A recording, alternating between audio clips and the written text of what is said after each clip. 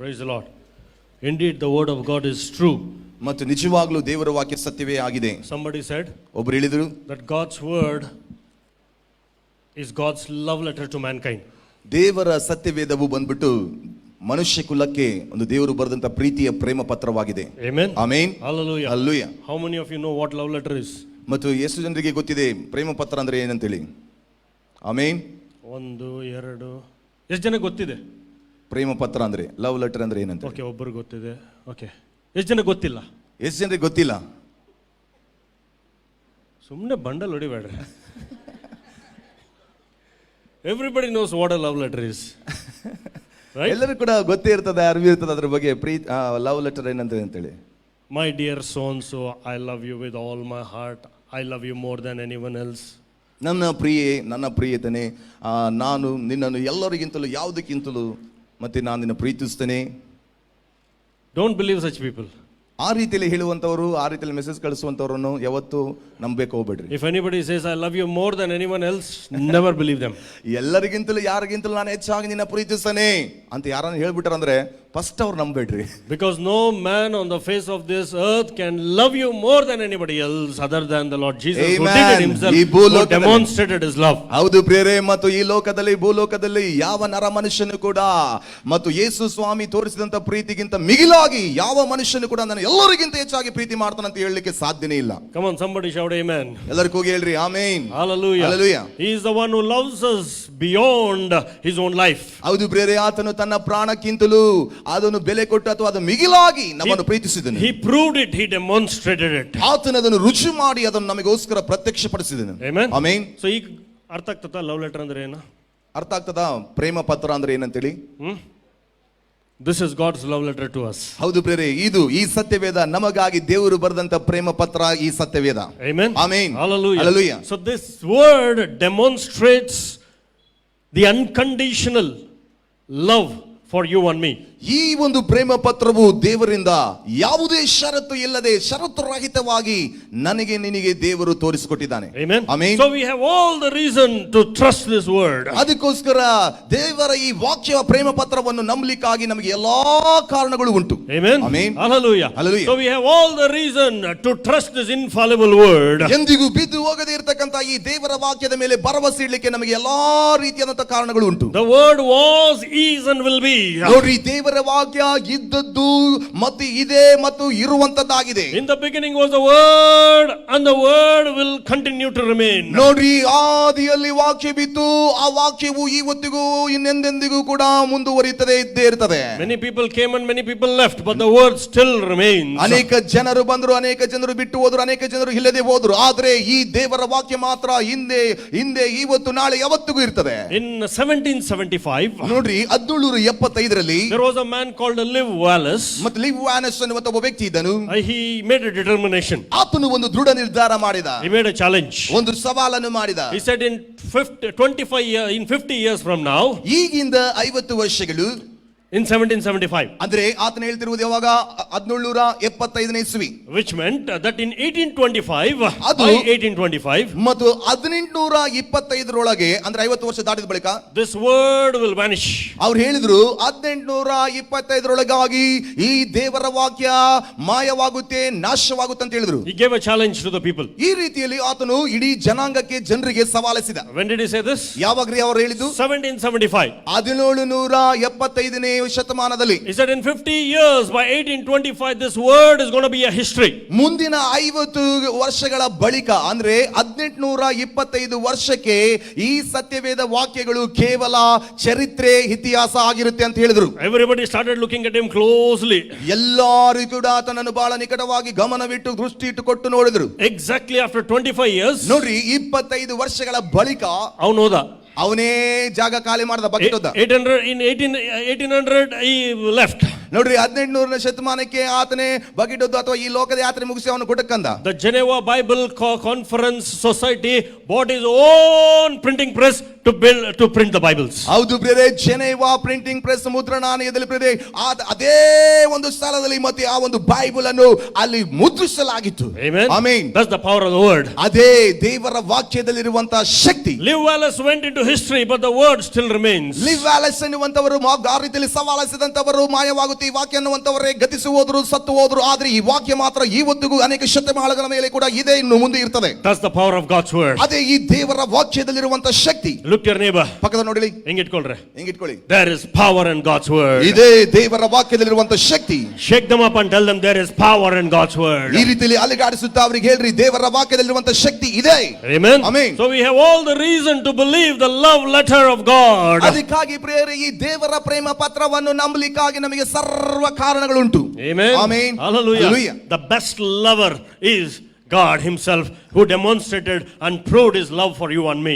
Amen. ಉತ್ತಮವಾದಂತ ಪ್ರಿಯನು ಯಾರಾದ್ರೂ ಈ ಲೋಕದಲ್ಲಿ ಇದ್ರೆ ಅದು ಯೇಸು ಮಾತ್ರ. ಆತನು ತನ್ನ ಪ್ರೀತಿಯನ್ನು ಇಡೀ ಮಾನವ ಕುಲಕ್ಕೆ, ನನಗೆ ನಿನಗೂ ಕೂಡ ತನ್ನ ಪ್ರಾಣವನ್ನು ಕೊಡುವುದರ ಮುಖಾಂತರವಾಗಿ ಆ ಪ್ರೀತಿಯನ್ನು ವ್ಯಕ್ತಪಡಿಸಿದನು. Amen. Amen. Hallelujah. Hallelujah. So this evening I'm going to share a few thoughts of the power of God. ನೋಡ್ರಿ, ದೇವರ ಶಕ್ತಿಯಿಂದ ಬರತಕ್ಕಂತ ವಿಷಯಗಳನ್ನು ಕುರಿತು ಕೆಲವು ಆಲೋಚನೆಗಳನ್ನು ಈ ಸಂಜೆ ಹಂಚಿಕೊಳ್ಳಿಕ್ಕೆ ಬಯಸ್ತೇನೆ. Okay, I'm not going to take much time. ಆದ್ರೆ ನಾನು ಹೆಚ್ಚಿನ ಸಮಯವನ್ನು ತೆಗೆದುಕೊಳ್ಳುವಂತ ಈಗ ಮಾತು ಕೊಡ್ತಾ ಇದ್ದೇನೆ. I heard somebody said session message ಜಲ್ದಿ ಮುಗಿತದೆ. ಯಾರೊಬ್ರು ಹೇಳಿದ್ರೆ ನಾನು ಕೇಳ್ತಾ ಇದ್ದೆ, ಸೆಷನ್ ಅವರ ಮೆಸೇಜ್ ಕೊಟ್ಬಿಟ್ರೆ ಬಹಳ ಬೇಗ ಮುಗಿಸ್ಬಿಡ್ತಾರಪ್ಪ ಅಂತ ಹೇಳಿ. ನೋಡೋಣ ಎಷ್ಟು ಬೇಗ ಮುಗಿತದೆ, ಎಷ್ಟು ಬೇಗ ಮುಗಿತದೆ ನೋಡೋಣ. Okay, if you have your Bibles with you, I want you to turn with me to the book of Matthew, the Gospel of Matthew, chapter 21. ಇಂದು ಸಮಯದಲ್ಲಿ ಮತ್ತಾಯನ ಬರೆದ ಸುವಾರ್ತೆ 21ನೇ ಅಧ್ಯಾಯಕ್ಕೆ ಸತ್ಯವೇದವನ್ನು ತಿರುಗಿಸೋಣ. I'm going to give you 4 points, okay? 4 ಅಂಶಗಳನ್ನು ಮಾತ್ರ ಇವತ್ತಿಗೆ ನಾನು ಕೊಡ್ತೇನೆ. Look your neighbor and tell them 4. ನಿಮ್ಮ ಪಕ್ಕದವರ ಕಡೆಗೆ ನೋಡಿ ಹೇಳ್ರಿ 4. Tell your neighbor 4. ಎಲ್ಲರೂ ಪಕ್ಕದ ನೋಡಿ 4 ಅಂಶ ಮಾತ್ರ. So 4, 5, it's easy to remember, so you better remember this few points. 4-5 ಅಂಶಗಳಂದ್ರೆ ನಾವು ಜ್ಞಾಪಕ ಇಟ್ಕೊಳ್ಳಿಕ್ಕೆ ಬಹಳ ಸುಲಭವಾಗ್ತದೆ. ಅದಕ್ಕೋಸ್ಕರ ಕೇವಲ 4 ಮಾತ್ರ ಇವತ್ತು ಸಂಜೆ ಹಂಚಿಕೊಳ್ತೇನೆ. Amen. Amen. Hallelujah. Hallelujah. So Matthew chapter 21. ಮತ್ತಾಯನ ಬರೆದ ಸುವಾರ್ತೆ 21. Okay, I want you to keep your Bibles open and keep looking at me, and if you're noting it down, please note it down, but I want you to look to me. ಆದ್ರೆ ಈ ಸಮಯದಲ್ಲಿ Bible ಅನ್ನು ತೆರೆದಂತವರು Bible ಕಡೆಗೆ ತಲೆ ಬಗ್ಗಿಸಬೇಡ್ರಿ. ಈಗ ನಾನು ಹೇಳುವಾಗ ನನ್ನ ಕಡೆಗೆ ನೀವು ನೋಡುತ್ತಾ ನಾನು ಹೇಳುವುದನ್ನು ಬರ್ಕೊಳ್ಳ್ರಿ. Now the Bible says in Matthew chapter 21 and verse 12. ನೋಡ್ರಿ, ಸತ್ಯವೇದ 21ನೇ ಅಧ್ಯಾಯ ಮತ್ತಾಯನ ಬರೆದ ಸುವಾರ್ತೆ 12ನೇ ವಚನ ಹೀಗೆ ಹೇಳುತ್ತೆ. The Bible says then Jesus went into the temple of God. ಬಳಿಕ ಯೇಸು ದೇವಾಲಯದ ಒಳಗೆ ಹೋಗಿದ್ದಾಗ, Jesus went into the temple of God. ಯೇಸು ಕ್ರಿಸ್ತನು ದೇವಾಲಯದೊಳಗೆ ಹೊರಟು. Come on, somebody shout temple of God. ಎಲ್ಲರೂ ಕೂಗಿ ಹೇಳೋಣ ದೇವರಾಲಯ. Come on, somebody say house of God. ಎಲ್ಲರೂ ಹೇಳ್ರಿ ದೇವರ ಮನೆ. Look your neighbor, tell them house of God. ಪಕ್ಕದವರ ಕಡೆಗೆ ನೋಡಿ ಹೇಳ್ರಿ ದೇವರಾಲಯ. But the Bible says Jesus made his way into the house of God. ದೇವರು ಕರ್ತನಾದ ಯೇಸು ಕ್ರಿಸ್ತನು ಈ ದೇವರ ಸಭೆಯಲ್ಲಿ ದೇವರಾಲಯಕ್ಕೆ ಆತನು ದಾರಿಯನ್ನು ಹುಡುಕೊಂಡು ಹೋದನು. Now what is this temple of God? ಹಾಗಾದ್ರೆ ದೇವರಾಲಯ ಅಂದ್ರೆ ಏನು? Now what is this house of God? ಅಥವಾ ದೇವರ ಮನೆ ಅಂದ್ರೆ ಏನು? The people have this wrong concept that the building where people of God gather to worship God alone is called as the temple of God. ಬಹಳ ಜನರಿಗೆ ಒಂದು ಅಪಾರ್ಥವಾದಂತ ಒಂದು ರೀತಿಯಾದಂತ ಅರ್ಥ ಅವರಿಗೆ ಇರ್ತದೆ. ಏನಂದ್ರೆ ಎಲ್ಲಿ ಒಂದು ಕಟ್ಟಡವಿದ್ದು ಆ ಕಟ್ಟಡದಲ್ಲಿ 2-3 ಸೇರಿಕೊಂಡು ಜನ ಗುಂಪಾಗಿ ಬಂದು ದೇವರನ್ನು ಆರಾಧಿಸ್ತಾರೋ ಅದೇ ದೇವರಾಲಯ ಅನ್ನುವಂತ ಒಂದು ಪರಿಕಲ್ಪನೆ ಉಂಟು. There is no doubt about it. ಅದರಲ್ಲಿ ಸಂಶಯವಿಲ್ಲ. We believe where people of God gather, the gathering of God's people is called as house of God. ನಾವೆಲ್ಲರೂ ಕೂಡ ನಂಬುವಂತದ್ದು ಉಂಟು. ಅದೇನೆಂದ್ರೆ ಎಲ್ಲಿ ದೇವರ ಮಕ್ಕಳು ಒಂದು ಕಡೆಗೆ ಸೇರಿ ಬರ್ತಾರೋ ಅದು ದೇವರಾಲಯವಾಗಿರುತ್ತದೆ. And Jesus himself said where 2 or 3 gather in my name, there I am. ಯೇಸು ಕ್ರಿಸ್ತನೇ ಸ್ವತಃ ಹೇಳಿದ್ದಾರೆ, ಎಲ್ಲಿ 2-3 ನನ್ನ ನಾಮದಲ್ಲಿ ಸೇರಿ ಬಂದಿರ್ತಾರೋ ಅವರ ಮಧ್ಯದಲ್ಲಿ ನಾನು ಇರುತ್ತೇನೆ ಅಂತ ಹೇಳಿ. Where the presence of God descends, we can identify it as the temple of God or the house of God. ಎಲ್ಲಿ ದೇವರ ಪ್ರಸನ್ನತೆ ಇಳಿದುಕೊಂಡು ಬರ್ತದೋ ಅನುಭವಿಸುವಾಗ ಅಲ್ಲಿ ದೇವರಿದ್ದಾನೆ, ದೇವರಾಲಯ ಅಂತ ಹೇಳಿ ನಾವು ಗುರುತಿಸುತ್ತೇವೆ.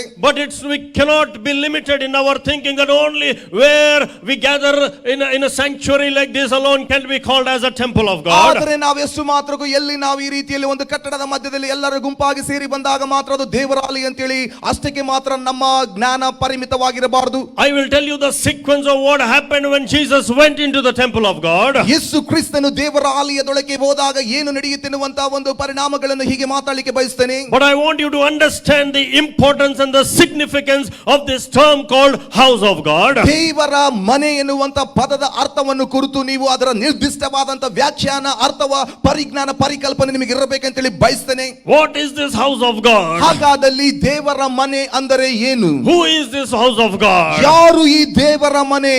If you read 1 Corinthians chapter 6 and verse 19, ಮೊದಲನೇ ಕೊರಿಂಥದವರು ಬರೆದಂತ ಪುಸ್ತಕ 6ನೇ ಅಧ್ಯಾಯ 19 ವಚನ ಬರ್ಕೊಂಡು ಓದುವುದಾದ್ರೆ the Bible says ವಾಕ್ಯ ಹೇಳುತ್ತೆ. Can we read that? Paul the apostle in writing to the Corinthian church made it very very clear. ಪೌಲನು ಅಪೊಸ್ತಲನಾದ ಪೌಲನು ಕೊರಿಂಥಿ ಸಭೆಯವರಿಗೆ ಬರೆದು ನೋಡ್ರಿ 6ನೇ ಅಧ್ಯಾಯ ಮೊದಲನೇ ಕೊರಿಂಥ 19ನೇ ವಚನದಲ್ಲಿ ಸ್ಪಷ್ಟವಾಗಿ ಪಡಿಸುತ್ತಾ ಇದ್ದಾನೆ. He said, "Know ye not that your body is the temple of the Holy Ghost, and where God dwells in you." ದೇವರಿಂದ ದೊರಕಿ ನಿಮ್ಮೊಳಗೆ ನೆಲೆಗೊಂಡಿರುವ ಪವಿತ್ರಾತ್ಮನಿಗೆ ನಿಮ್ಮ ದೇಹವು ಗರ್ಭಗುಡಿಯಾಗಿದೆ ಎಂದು ನಿಮಗೆ ತಿಳಿಯದು. The Bible asks a question, and Paul the apostle, he also makes it clear to the people. ನೋಡ್ರಿ ಪೌಲನು ಅಪೊಸ್ತಲನಾದ ಪೌಲನು ಇಲ್ಲಿ ಪ್ರಶ್ನೆ ಹಾಕಿಕೊಳ್ಳುತ್ತಾ ಮತ್ತು ಆ ಪ್ರಶ್ನೆಗೆ ಉತ್ತರವನ್ನು ಕೂಡ ಮುಂದೆ ಹೇಳ್ತಾನೆ. Don't you know that you are the temple of God? ನಿಮಗೆ ಗೊತ್ತಿಲ್ಲವೋ ಪರಿಜ್ಞಾನವಿಲ್ಲವೋ ನೀವು ದೇವರ ಆಲಯವಂತೇಳಿ? Don't you know that God's spirit dwells in you? ದೇವರ ಆತ್ಮನು ನಿಮ್ಮ ಗರ್ಭ ಅಥವಾ ನಿಮ್ಮ ಆತ್ಮದಲ್ಲಿ ವಾಸ ಮಾಡ್ತಾನೆ ಅಂತೇಳಿ ನಿಮಗೆ ಅರಿವಿಲ್ಲವೋ? What is the house of God? ದೇವರ ಮನೆ ಅಂದ್ರೆ ಏನು? I myself, when I contain the presence of God, I become the house of God. ನನ್ನಷ್ಟಕ್ಕೆ ನಾನೇ ದೇವರ ಪ್ರಸನ್ನತೆಯನ್ನು ಒಳಗೊಂಡವನಾಗಿರುವಾಗ ನಾನು ಕೂಡ ದೇವರ ಮನೆ ಆಗುತ್ತೇನೆ. When my life contains the presence of God, I can boldly say that I am the temple of God. ಯಾವಾಗ ನನ್ನ ಜೀವಿತದಲ್ಲಿ ದೇವರ ಪ್ರಸನ್ನತೆಯನ್ನು ನಾನು ಇಟ್ಟುಕೊಂಡು ಕಾಪಾಡಿಕೊಂಡು ನಾನು ಇಟ್ಟುಕೊಂಡಿರುತ್ತೇನೋ ನಾನು ಧೈರ್ಯವಾಗಿ ಹೇಳಬಲ್ಲೆ ನಾನು ದೇವರ ಮನೆ ಅಂತೇಳಿ. That's why Paul the apostle said, "Don't you know that you are the temple of the Holy Ghost, because God makes his dwelling in your life." ಅಪೊಸ್ತಲನಾದ ಪೌಲನು ಅದಕ್ಕೋಸ್ಕರವೇ ಬರೆದು ಹೇಳ್ತಾ ಇದ್ದಾನೆ ಕೊರಿಂಥದವರಿಗೆ, ಇವತ್ತು ನಮಗೂ ಕೂಡ ಹೇಳ್ತಾ ಇದ್ದಾನೆ, ನಿಮಗೆ ಗೊತ್ತಿಲ್ಲವೋ ದೇವರ ಆತ್ಮನು ನಿಮ್ಮ ಆಲಯದಲ್ಲಿ ಅಥವಾ ನಿಮ್ಮ ದೇಹದಲ್ಲಿ ವಾಸ ಮಾಡುತ್ತಾನೆ, ನೀವು ದೇವರ ಆಲಯ ಅಂತೇಳಿ. Tonight, ರಾತ್ರಿ if you are washed by the blood, ನೀವು ಕ್ರಿಸ್ತನ ರಕ್ತದಿಂದ ತೊಳೆಯಲ್ಪಟ್ಟವರಾಗಿದ್ದಲ್ಲಿ, if you are confident that the Lord dwells in your life, ದೇವರೇ ನಮ್ಮ ಒಳಗೆ ವಾಸ ಮಾಡ್ತದೆ ಎನ್ನುವಂತ ಭರವಸೆ ಇದ್ದಲ್ಲಿ, if you really sense the presence of God in your life, ನಿಮ್ಮ ಜೀವಿತದಲ್ಲಿ ನಿಜವಾಗಲೂ ದೇವರ ಪ್ರಸನ್ನತೆಯನ್ನು ಅನುಭವಿಸುತ್ತಿದ್ದಲ್ಲಿ, if you are confident that God meets with you, ಓ ದೇವರೇ ನನ್ನ ಜೊತೆಗೆ ಸಂಧಿಸುತ್ತಾನೆ ಎನ್ನುವಂತ ಸಂಬಂಧ ನಿಮಗೆ ಇದ್ದಲ್ಲಿ, that if you know for sure that you are a holy vessel unto God, ನೀವು ದೇವರಿಗಾಗಿ ಪ್ರತ್ಯೇಕವಾಗಿರುವ ಪರಿಶುದ್ಧ ಪಾತ್ರೆಯ ಉಪಾದಿಯಲ್ಲಿ ಇದ್ದೀರಂತ ನಿಮಗೆ ಅರ್ಥಿದ್ದಲ್ಲಿ, that the holiness of God is permeated, dwells in your life, ದೇವರ ಒಂದು ನನ್ನ ಜೀವಿತದಲ್ಲಿರುವಂತ ಪರಿಶುದ್ಧತೆಯೇ ದೇವರೇ ಪರಿಶುದ್ಧನಾದ ದೇವರು ನನ್ನ ಜೀವಿತದಲ್ಲಿ ನನ್ನ ದೇಹದಲ್ಲಿ ವಾಸ ಮಾಡ್ತದೆ ಅನ್ನುವಂತ ಭರವಸೆ ನಿಶ್ಚಯವು ಇರುವುದಾದರೆ, when you are a follower of God's word, ನೀವು ದೇವರ ವಾಕ್ಯವನ್ನು ಹಿಂಬಾಲಿಸುವಂತಹರಾದಲ್ಲಿ, when you follow the principles of God's word, ದೇವರ ವಾಕ್ಯದ ತತ್ವ ನಿಯಮಗಳನ್ನು ನೀವು ಅನುಸರಿಸುವವರಾದಲ್ಲಿ, when your life is in alignment with that of God's word, ನಿಮ್ಮ ಜೀವಿತದ ಪ್ರತಿ ಒಂದು ವಿಷಯವು ಕೂಡ ದೇವರ ವಾಕ್ಯದ ಅನುಗುಣವಾಗಿದ್ದಲ್ಲಿ, then I can tell you for surely ನಿಶ್ಚಯವಾಗಿ ನಾನು ಹಾಗಾದಲ್ಲಿ ಹೇಳಲಿಕ್ಕೆ ಬಯಸ್ತೇನೆ, that you are a temple of God. ನೀವೇ ಆ ದೇವರ ಆಲಯವಾಗಿದ್ದೀರಿ. Amen. Amen. Hallelujah. Hallelujah. Come on, somebody say, I am the house of God. ಪಕ್ಕದವರ ಕಡೆಗೆ ನೋಡಿ ಹೇಳ್ರಿ, ನಾನೇ ದೇವರ ಮನೆ. Tell them, I am the house ಹೇಳ್ರಿ, of God. ನಾನೇ ದೇವರ ಮನೆ. I am the house of God. ನಾನೇ ದೇವರ ಮನೆ. ಹಿಂಗ್ ಇಟ್ಕೊಂಡು ಹೇಳ್ರಿ, ನಾನೇ ದೇವರ ಮನೆ. ಈಗ ಇಟ್ಕೊಂಡು ಹೇಳ್ರಿ, ನಾನೇ ದೇವರ ಮನೆ. Amen. Amen. Now tell them, you are the house of God. ಈಗ ಹೇಳ್ರಿ, ನೀವೇ ಆ ದೇವರ ಮನೆ. You are the house of God. ನೀವೇ ಆ ದೇವರ ಮನೆ. Amen. Amen. Hallelujah. Hallelujah. If your life contains that presence of God, ನಿಮ್ಮ ಜೀವನದೊಳಗೆ ದೇವರ ಪ್ರಸನ್ನತೆ ಇರುವಲ್ಲಿ, assuredly I say to you that you are God's temple. ನಿಶ್ಚಯವಾಗಿ ಖಡಾಖಂಡಿತವಾಗಿ ಹೇಳಲಿಕ್ಕೆ ಬಯಸ್ತೇನೆ, ನೀವೇ ಆ ದೇವರ ಮನೆ. Now Matthew chapter 21 and verse 12 says, ನೋಡ್ರಿ, ಮತ್ತಾಯನ ಬರೆದ ಸುವಾರ್ತೆ 21ನೇ ಅಧ್ಯಾಯದ 12ನೇ ವಚನ ಹೇಳುತ್ತೆ, now let's prepare for calling ourselves the temple of God. ಈಗ ನಮ್ಮನ್ನು ನಾವೇ ದೇವರ ಆಲಯ ಅಂತ ಹೇಳಿ ಕರೆಸಿಕೊಳ್ಳಲಿಕ್ಕಾಗಿ ಸಿದ್ಧತೆಗೊಳ್ಳೋಣ. Amen. Amen. Now Jesus went into the temple. ಈಗ ಯೇಸು ಕ್ರಿಸ್ತನು ದೇವರ ಆಲಯದಲ್ಲಿ ಪ್ರವೇಶ ಮಾಡಿದನು. He did something there. ಅಲ್ಲಿ ಏನೋ ಆತನು ಮಾಡಿದನು. He cast out all that was sold and bought in the temple. ನೋಡ್ರಿ, ಆಲಯದಲ್ಲಿ ಮಾರುವಂತ ಕೊಳ್ಳುವಂತವರೆಲ್ಲರನ್ನು ಹೊರಡಿಸಿ ಬಿಟ್ಟನು. And overthrew the tables of the money changers and the seats of them that sold doves. ನೋಡ್ರಿ, ಚೀನಿವಾರರ ಮೇಜುಗಳನ್ನು, ಪಾರಿವಾಳ ಮಾರುವವರನ್ನು ಮತ್ತು ಅಲ್ಲಿರ್ತಕ್ಕಂಥ ಎಲ್ಲಾ ಒಂದು ಹಣ ಅಥವಾ ಕಾಯಿನ್ಸ್ ಅನ್ನು ಆ ಒಂದು ಪಾರಿವಾಳಗಳನ್ನು ಎಲ್ಲವನ್ನು ಕೂಡ ಎಸೆದು ಬಿಟ್ಟನು, ಅದನ್ನು ತೊರೆದು ಬಿಟ್ಟನು. Now the moment Jesus entered the temple, ಆ ಒಂದು ಕ್ಷಣದಲ್ಲಿ ಯೇಸು ಆಲಯದಲ್ಲಿ ಪ್ರವೇಶಿಸಿದನು. he found something that was not in accordance to his standard. ನೋಡ್ರಿ, ಆತನ ಮಟ್ಟಕ್ಕೆ ಅನುಗುಣವಾಗಿ ದೇವರಾಲಯದಲ್ಲಿ ಹೇಗಿರಬೇಕಾಗಿತ್ತೋ ಆ ರೀತಿಯಲ್ಲಿ ಆತನ ಕಣ್ಣಿಗೆ ಅಲ್ಲಿ ಕಂಡಿಲ್ಲ. Amen. Amen. Hallelujah. Hallelujah. Now the Bible says that there was some business going on which Jesus was not actually satisfied. ನೋಡ್ರಿ, ಯೇಸು ಕ್ರಿಸ್ತನಿಗೆ ದೇವರಾಲಯದಲ್ಲಿ ಮತ್ತು ಎಷ್ಟು ಮಾತ್ರಕ್ಕೂ ಕೂಡ ಅಲ್ಲಿ ವ್ಯಾಪಾರ ವಹಿವಾಟು ಹೋಗುವುದು ನೋಡುವಾಗ ಆತನಿಗೆ ಎಷ್ಟು ಮಾತ್ರಕ್ಕೆ ಅದು ಇಷ್ಟವಾಗಿರಲಿಲ್ಲ. You know what Jesus did? ಯೇಸು ಏನು ಮಾಡಿದ್ರು? The first thing he did was the driving out. ನೋಡ್ರಿ, ಮೊಟ್ಟ ಮೊದಲನೇ ಸಂಗತಿ ಯೇಸು ಏನು ಮಾಡಿದ್ರು ಅಂದ್ರೆ ಹೊರಗೆ ಓಡಿಸಿಬಿಟ್ಟ. Amen. Amen. Hallelujah. Hallelujah. So somebody said driving out. ಯಾರಾದ್ರೂ ಎಲ್ಲರೂ ಹೇಳ್ತೀರಾ ಹೊರಗೆ ಓಡಿಸು? Tell somebody driving out. ಹೊರಗೆ ಓಡಿಸು. ಹೊರಗೆ ಓಡಿಸು. ಹೊರಗೆ ಓಡಿಸು. ಜೋರಾಗಿ ಹೇಳ್ರಿ, ಹೊರಗೆ ಓಡಿಸು. ಎಲ್ಲರೂ ಹೇಳ್ರಿ, ಹೊರಗೆ ಓಡಿಸು. Amen. Amen. Hallelujah. So the first thing that you need to do if you have to be called as the house of God, you need to do the driving out each day. ಹೌದು brother, ನೀವು ದೇವರ ಮನೆ ದೇವರಾಲಯ ಅಂತೇಳಿ ಕರೆಯಲ್ಪಟ್ಟವರೇ ಆಗಿದ್ದಲ್ಲಿ ಪ್ರತಿದಿನವೂ ಕೂಡ ಒಂದು ಕೆಲಸ ಮಾಡಬೇಕು. ಅದು ಏನಂದ್ರೆ ಕೆಲವು ಸಂಗತಿಗಳನ್ನು ನೀವು ನಿಮ್ಮ ಆಲಯದೊಳಗಿಂದ ಹೊರಗೆ ದೂಡಬೇಕು, ಹೊರಗೆ ಹಾಕಬೇಕು. Jesus drove out unnecessary people, unnecessary things. ನೋಡ್ರಿ, ಯೇಸು ಕ್ರಿಸ್ತನು ದೇವರಾಲಯದೊಳಗೆ ಪ್ರವೇಶ ಮಾಡಿ ಅನಾವಶ್ಯಕವಾದ ಜನರನ್ನು, ಅನಾವಶ್ಯಕವಾದಂತ ಎಲ್ಲಾ ವಸ್ತುಗಳನ್ನು ಹೊರಗೆ ಹಾಕಿಬಿಟ್ಟ. He overturned the tables. ನೋಡ್ರಿ, ಮೇಜುಗಳನ್ನು ಆತನು ಎಲ್ಲವನ್ನು ಉಲ್ಟಾಗಿ ಅದು ಹೊರ ಬಿಸಾಕಿದ. Amen. ಹೌದಾ? So every day we need to work on the house of God, that we ourselves, by carrying out these two things, that is driving out and overturning those that which does not meet the standards of God. ದೇವರ ಮಟ್ಟವನ್ನು ಮತ್ತು ಸರಿ ಬೀಳದೆ ಇರುವಂತಹ ಸಂಗತಿಗಳನ್ನು ನಾವು ಸಂಪೂರ್ಣವಾಗಿ ತಲೆ ಕೆಳಗಾಗಿ ಅಥವಾ ತಲೆ ಕೆಳಗೆ ಮಾಡಿ ಅವುಗಳನ್ನು ಕೆಳಗೆ ಹಾಕಿಬಿಡಬೇಕು. ಮಾತ್ರವಲ್ಲ, ದಿನನಿತ್ಯವೂ ಕೂಡ ನಮ್ಮ ಆಲಯದಲ್ಲಿ ಬೇಡವಾದ ಸಂಗತಿಗಳನ್ನು ಹೊರಗೆ ಹಾಕಿ ಓಡಿಸಬೇಕು. Amen. Amen. I have noted down a few points. I was just meditating. I was just writing down what are the things that we need to deal with every day in order to be called as the house of God. ನಾವು ದೇವರ ಮನೆ ಅಂತ ಕರೆಯಲ್ಪಡಲಿಕ್ಕಾಗಿ ಪ್ರತಿನಿತ್ಯವೂ ಕೂಡ ನಮ್ಮ ಜೀವನದೊಳಗಿಂದ ಆಲಯದೊಳಗಿಂದ ಯಾವ ಯಾವ ಸಂಗತಿಗಳನ್ನು ಹೊರಗೆ ಹಾಕಬೇಕು ಅನ್ನುವಂತ ವಿಷಯಗಳನ್ನು ಧ್ಯಾನ ಮಾಡಿದಾಗ ಕೆಲವು ಸಂಗತಿಗಳನ್ನು ಅಂಶಗಳು ಬರ್ಕೊಂಡಿದ್ದೇನೆ. Amen. Amen. So I'm going to read it for you. ಅದು ನಿಮಗಾಗಿ ಓದ್ತೇನೆ, ಬೇಕಾದ್ರೆ ಬರ್ಕೊಳ್ಳಿ. If we have this something, this quality called rebellion, we need to drive it out, or rather I call we need to kick it out. ನೋಡ್ರಿ, ನಮ್ಮ ಆಲಯದೊಳಗೆ ತಿರುಗಿ ಬೀಳುವಂತದ್ದು ಏನಾದರೂ ಇದ್ದಲ್ಲಿ ಅದನ್ನು ನಾವೇನು ಮಾಡಬೇಕು? ಕಾಲಿಂದ ಒದ್ದು ಹೊರಗೆ ಹಾಕಬೇಕು, ಓಡಿಸಬೇಕು. Let me tell you something. ನಾನು ಹೀಗೆ ಹೇಳಿಕೆ ಬಯಸ್ತೇನೆ. I am telling you how you can be called the house of God individually. Okay, I am dealing with you individually. ವ್ಯಕ್ತಿಗತವಾಗಿ ನೀವು ಯಾವ ರೀತಿಯಲ್ಲಿ ದೇವರ ಆಲಯ, ದೇವರ ಮನೆ ಅಂತೇಳಿ ಕರೆಯಲ್ಪಡ್ತೀರಿ ವ್ಯಕ್ತಿಗತವಾಗಿ ಅನ್ನುವಂತ ವಿಷಯವನ್ನು ನಿಮಗೆ ಬಯಲಿಪಡಿಸ್ತೇನೆ. It is very easy when we gather in the house of God, or prayer meetings, or prayer cells, or care cells, whatever it is. It's very easy to portray ourselves as holy, or people of God, or man of God, or women of God. But this is where we need to deal with individually in order to sustain in the kingdom of God. ಹೌದು ಬೇರೆ, ನಾವು ಕೇರ್ಸಲ್ನ ಪ್ರಾರ್ಥನೆಯಲ್ಲಿ, ಕುಟುಂಬ ಪ್ರಾರ್ಥನೆಗಳಲ್ಲಿ, ಸಭೆಯಾಗಿ ಸೇರಿ ಬರುವಂತ ಕೂಟಗಳಲ್ಲಿ ಅಥವಾ ಬಹಿರಂಗ ಕೂಟಗಳಲ್ಲಿ, ಎಲ್ಲೋ conference ಶಿಬಿರಗಳಲ್ಲಿ, ಕ್ಯಾಂಪ್ಗಳಲ್ಲಿ ಸೇರಿ ಬಂದಾಗ ನಾವು ಪರಿಶುದ್ಧವಾದಂತ ದೇವರ ಮಕ್ಕಳು, ದೇವರ ಸೇವಕರುಗಳು, ದೇವ ಜನರಂತೇಳಿ ನಮ್ಮನ್ನು ನಾವೇ ತೋರಿಸಿಕೊಳ್ಳೋದು ಅಥವಾ ಹೇಳಿಕೊಳ್ಳೋದು ಅಥವಾ ವರ್ತಿಸೋದು ಬಹಳ ಸುಲಭವಾದಂತ ವಿಷಯ. ಆದರೆ ವ್ಯಕ್ತಿಗತವಾಗಿ ನಾವು ಯಾವಾಗ ನಿಜವಾದಂತ ದೇವರ ಮಕ್ಕಳು, ದೈವ ಜನರು ಆಗ್ತೇವೆ ಅನ್ನುವಂಥದ್ದನ್ನು ನಾವು ಗಮನಿಸೋಣ. ಯಾವ ವಿಷಯಗಳನ್ನು ಹೊರಗೆ ಹಾಕಿದಾಗ ಮಾತ್ರ ಎನ್ನುವಂಥದ್ದನ್ನು ನೋಡೋಣ. I have started doing some homework these days. ನಾನು ಮತ್ತೆ ಈ ರೀತಿಯಲ್ಲಿ ಮನೆ ಕೆಲಸವನ್ನು ಆ ರೀತಿಯಲ್ಲಿ ಮಾಡ್ತಾ ಇರುವಾಗ the homework is I've started taking a paper and noting down little things which are not which we call it as sin, or something that is not in accordance to the principles of God. I have started writing down and dealing each to each.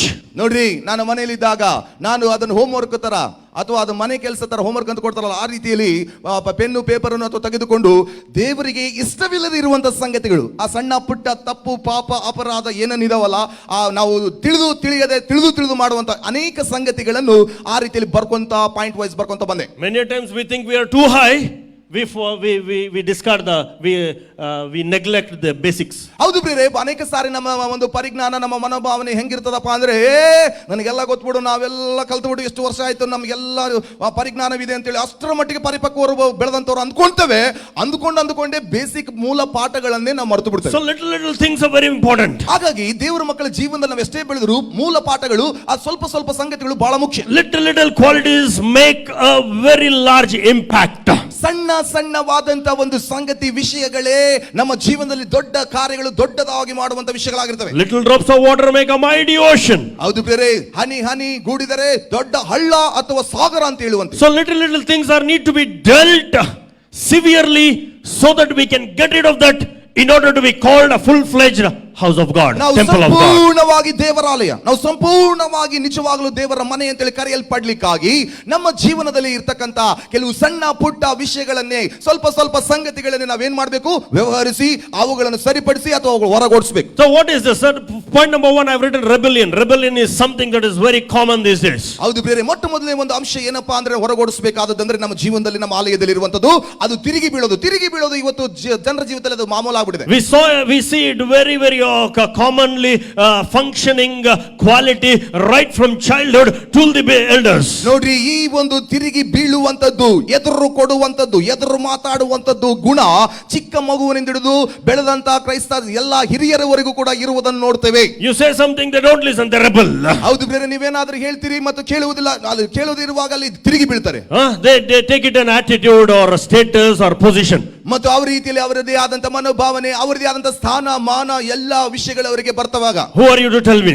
ನೀನು ಯಾರು ನನಗೆ ಹೇಳಕ? Okay, rebellion is like the sin of a witchcraft. That's what the Bible says in the book of 1 Samuel. ಮೊದಲನೇ ಸಮುವೇಲ ಪುಸ್ತಕದಲ್ಲಿ ನೋಡುವಾಗ 15ನೇ ಅಧ್ಯಾಯದಲ್ಲಿ ಅಲ್ಲಿ ಹೇಳ್ತದೆ, ತಿರುಗಿ ಬೀಳುವಂತದ್ದು ಅಥವಾ ಅಲ್ಲಿ ಗರ್ವದಿಂದ ಅಹಂಕಾರದಿಂದ ವರ್ತಿಸುವಂತದ್ದು, ಮಾತಾಡುವಂತದ್ದು, ಅದು ಮಾಟ ಮಂತ್ರಕ್ಕೆ ಸಮಾನ ಅಂತ ವಾಕ್ಯ ಹೇಳುತ್ತೆ. I am helping you out with some of the qualities that we need to deal with every day by driving out and by overturning. Please remember this. ದಯವಿಟ್ಟು ವ್ಯಕ್ತಿಗತವಾಗಿ ದೇವರ ಮನೆಯಾಗಿರ್ತಕ್ಕಂಥ ನಮ್ಮಲ್ಲಿ ಪ್ರತಿನಿತ್ಯವೂ ಕೂಡ ಬೇಡವಾದ ಸಂಗತಿಗಳನ್ನು, ಕೆಲವು ಸಂಗತಿಗಳನ್ನು ನಾವೇನ್ ಮಾಡಬೇಕಾಗಿದೆ, ಹೊರಗೆ, ಈ ಆಲಯದಿಂದ ಹೊರಗೆ ಹಾಕಿ ಓಡಿಸಬೇಕಾಗಿದೆ. ಕೆಲವು ಸಂಗತಿಗಳನ್ನು ಅವುಗಳನ್ನು ತಿರುಗಿ ಕೆಳಗೆ ಬೀಳಿಸಬೇಕಾಗಿದೆ, ತುಳಿದು ಹಾಕಬೇಕಾಗಿದೆ. Rebellion is something that God doesn't like. He detests this quality you call rebellion. ತಿರುಗಿ ಬೀಳುವಂತದ್ದು ಪ್ರಿಯರೇ, ತಿರುಗಿ ಮಾತಾಡುವಂತದ್ದು, ಎದುರು ಕೊಡುವಂತದ್ದು ದೇವರಿಗೆ ಕಿಂಚಿಷ್ಟು ಕೂಡ ಆ ಗುಣ ಇಷ್ಟವೇ ಇಲ್ಲ.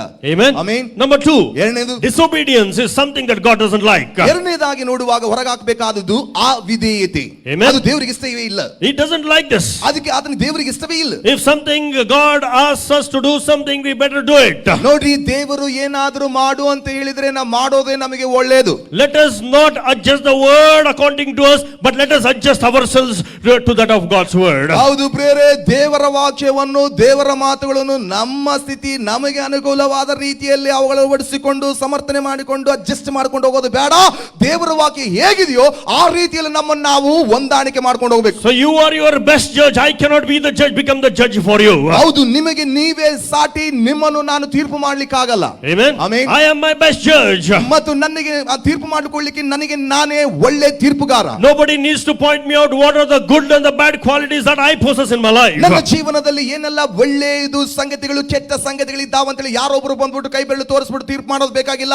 ನಾನು ಏನಂತೇಳಿ, ನಾನು ಎಷ್ಟು ಒಳ್ಳೆಯವನು ಎಷ್ಟು ಕೆಟ್ಟವನು, ಏನೈತೆ ಏನಿಲ್ಲ ಅಂತೇಳಿ ನನಗೆ ಚೆನ್ನಾಗಿ ಗೊತ್ತು, ನಿನಗೆ ಚೆನ್ನಾಗಿ ಗೊತ್ತು. Don't brush aside saying ನನ್ನ ವೀಕ್ನೆಸ್ ಬ್ರದರ್. ಸುಮ್ಮನೆ ಹೇಳಿ ನೆಪ ಕೊಟ್ಟು ಜಾರ್ಕೊಂಡು ಹೋಗ್ಬೇಡ್ರಿ. ಏನ್ ಮಾಡ್ಬೇಕು ಬ್ರದರ್, ಅದೇ ನನ್ನ weakness. That's your weakness, you better deal with it. ನಿನಗೆ ಗೊತ್ತಿದೆಯಲ್ಲ ಅದು ನಿನ್ನ ವೀಕ್ನೆಸ್ ಅಂತೇಳಿ, ಹಾಗಾದ್ರೆ ಆ ವೀಕ್ನೆಸ್ ಗೊತ್ತಿರುವಾಗ ಯಾಕೆ ನೀನು ವ್ಯವಹರಿಸ್ಕೊಳ್ತಾ ಇಲ್ಲ? Amen. Amen. If it is whether a small thing or a big thing, if you need to get rid of it, you better deal with it. ಹೌದು ಪ್ರಿಯರೇ, ಚಿಕ್ಕ ವಿಷಯವಾಗಿರಬಹುದು, ದೊಡ್ಡ ವಿಷಯವಾಗಿರಬಹುದು, ದೇವರಿಗೆ ಇಷ್ಟವಿಲ್ಲದಿರುವಂತ ನಿನ್ನ ಆಲಯದಲ್ಲಿ ಏನಿದೆಯೋ ಅದನ್ನು ನೀನು ತೆಗೆದುಕೊಂಡು ವ್ಯವಹರಿಸಿ ಅದನ್ನು ಹೊರಗೋಡಿಸ್ಬಿಟ್ರೆ ನಿನಗೆ ಒಳ್ಳೆಯದು. Amen. Amen. Disobedience is something that you need to drive it out of your life. ಆ ವಿಧೇಯತೆ, ಮಾತು ಕೇಳದೆ ಇರುವಂತದ್ದನ್ನು ನಮ್ಮ ಆಲಯದೊಳಗಿಂದ ನಾವು ಹೊರಗೆ ಓಡಿಸಬೇಕು. Third quality, ಮೂರನೇದು numbness.